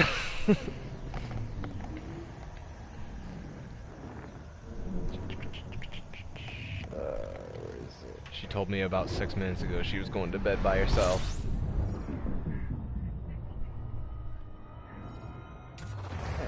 Yeah, I need to. No. Alright, 5 jumps and then we are going to be there. I did take some time. I actually looked around at a couple of the systems, and I did make sure that I found one that actually sold it for the most and did have enough space for a large pad. Chris, I know you heard me making the joke earlier. It is true, though. Hutton Orbital is indeed buying Void Opals for 1.659 million. The issue is that I'm also in a large ship, and I definitely don't feel like taking 45 minutes to fly out there. So you somewhere further with the materials, the more it is. I'm sorry, but you just went all Terminator style on me there. I did. Yeah, it kept on cutting in and out. What'd you say? I was saying, like, or let's say in the current system I'm in, when I collected the metal and everything, do I have to go like 300 light years to the system to sell these for a better price? No. You're talking about rare materials? Fuel scoping. No, like the stuff I mined. Oh, no. You just, what it is each market has a different price for what's for the going rate of different materials. So each day, all of us, if we're doing it, actually head to eddb.io. From there, you do a search on commodities and find the commodity that you mined. And then from there, you actually do... Let me actually pull it up real quick here, so I know what I'm saying as I'm saying it. So you go under commodities, and then just for argument's sake, we'll go back to Void Opals. I checked those actually earlier this morning, so I do know what the going sale rate is. What I did was I did a search for current system, and I put in Sol, because as I did Zeris as the main station I was actually, or main system I was mining out of, I tried doing it that way, and it wasn't coming up with what I needed. So then what I did was I decided to do a search around Sol with a large pad,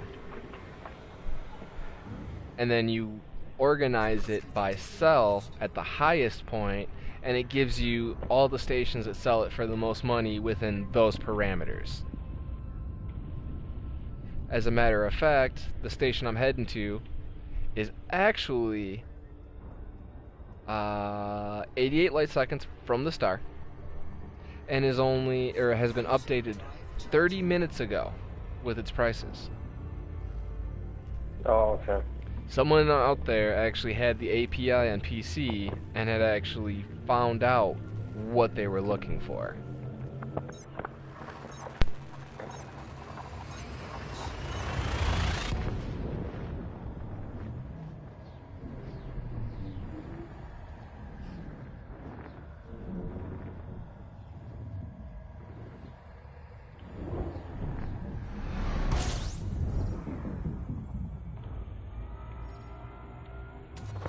Fuel scoping.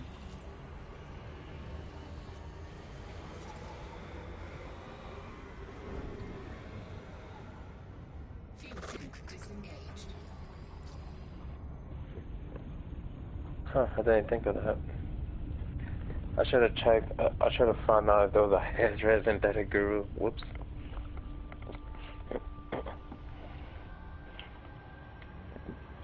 Frameshift drive charging.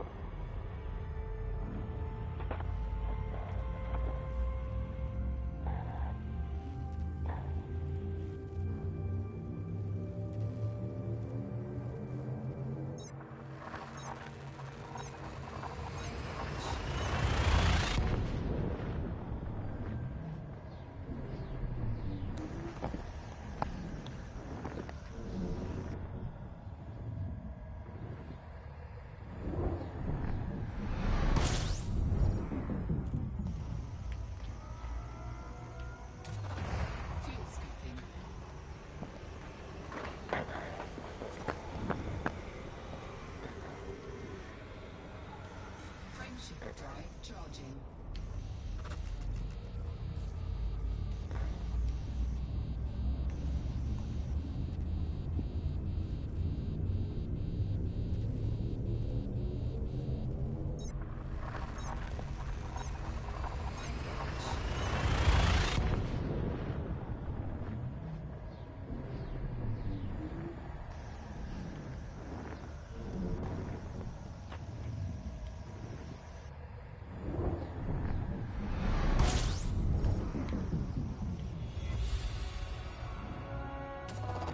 Fuel scoping.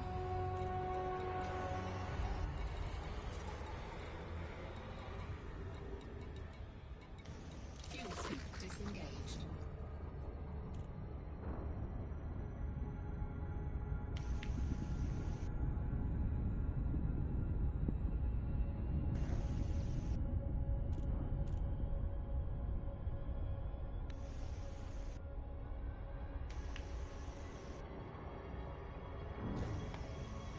Oh, I see spades.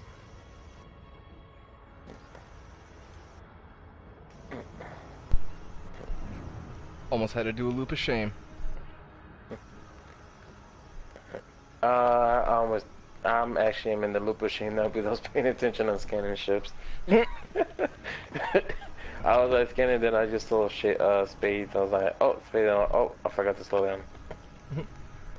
He probably saw me like zoom past and he's like, oh, he just went to the loop of shame. Oh yeah, we judge you all immensely. I get judged all the time too, so don't feel bad.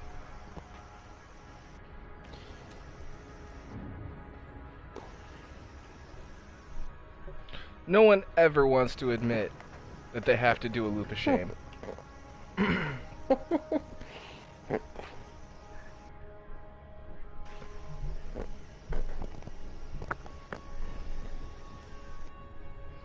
Alright, we're just about to come into Perry Station.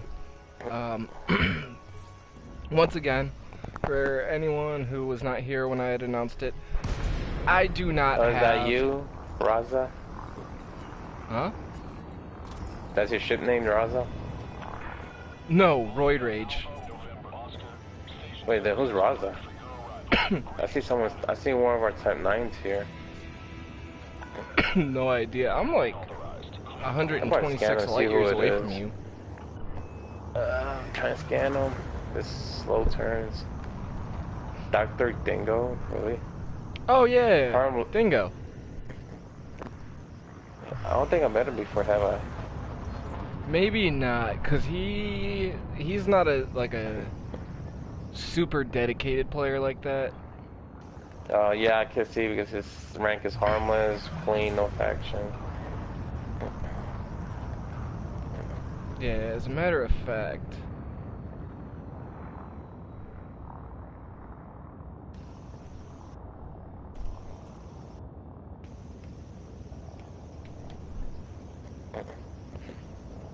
He's a wingman. Wait, you just invited him to your wing?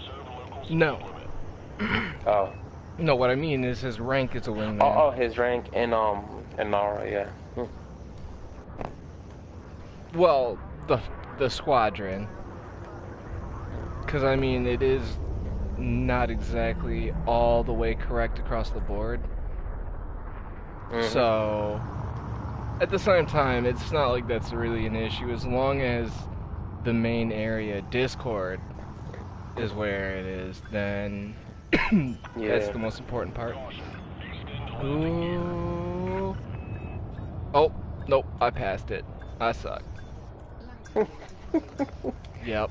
Every time. I make the joke of it a few times in a couple other videos too.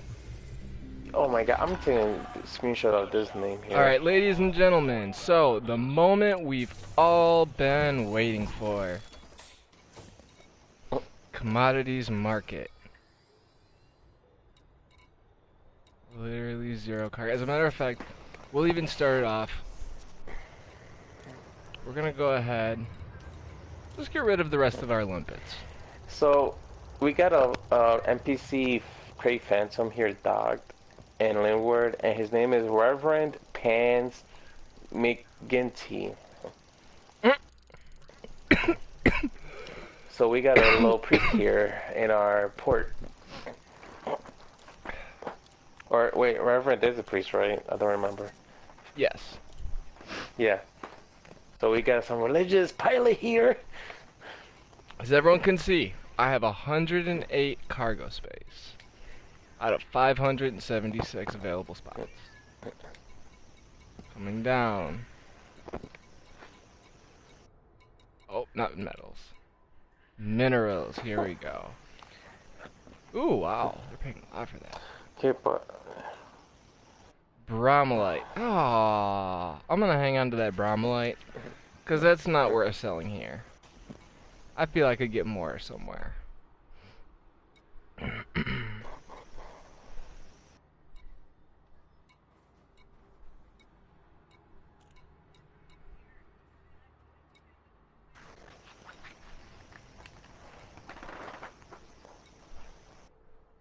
There it is. Let's see.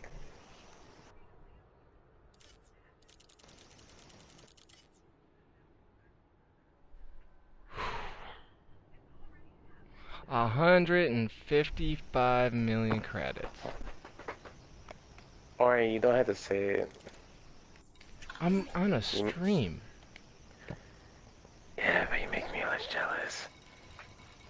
Well, I mean, that's kind of the point. It's also to show that, you know, you can make a lot of money. And even then, Crate Mark II.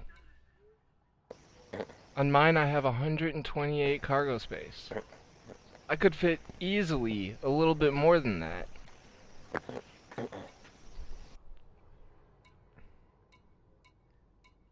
But yeah, now I'm basically back up to where I was actually before I bought this ship and actually outfitted it.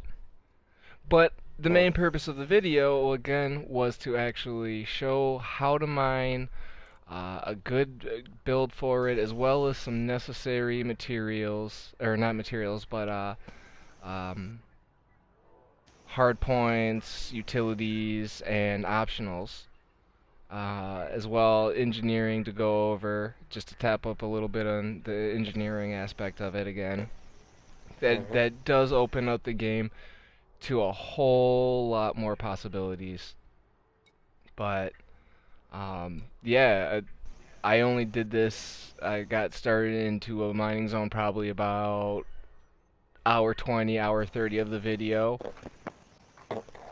I stopped it right around 3:30, so only 2 hours, and that was 155 million credits. Hopefully you guys all learned something today, and obviously, if you did, or you find the content enjoyable, please give a thumbs up so that way I know. Chris, thank you for watching. I hope you check out some of my other streams, and I hope you do come by for some other new ones that are coming up. Like I said, I do it Monday, Wednesday, Friday. In the top right of the screen after the video is done and archived, you will actually see a subscribe button to make it easier. In the bottom right are some other videos of live streams. In the bottom left, I have just gameplay clips of all the videos that we've done, some of the highlights and some of the best parts of it. Just skip to the good stuff. And in the top left, the Google will recommend you any kind of video. I hope you enjoyed this, and thank you for tuning in.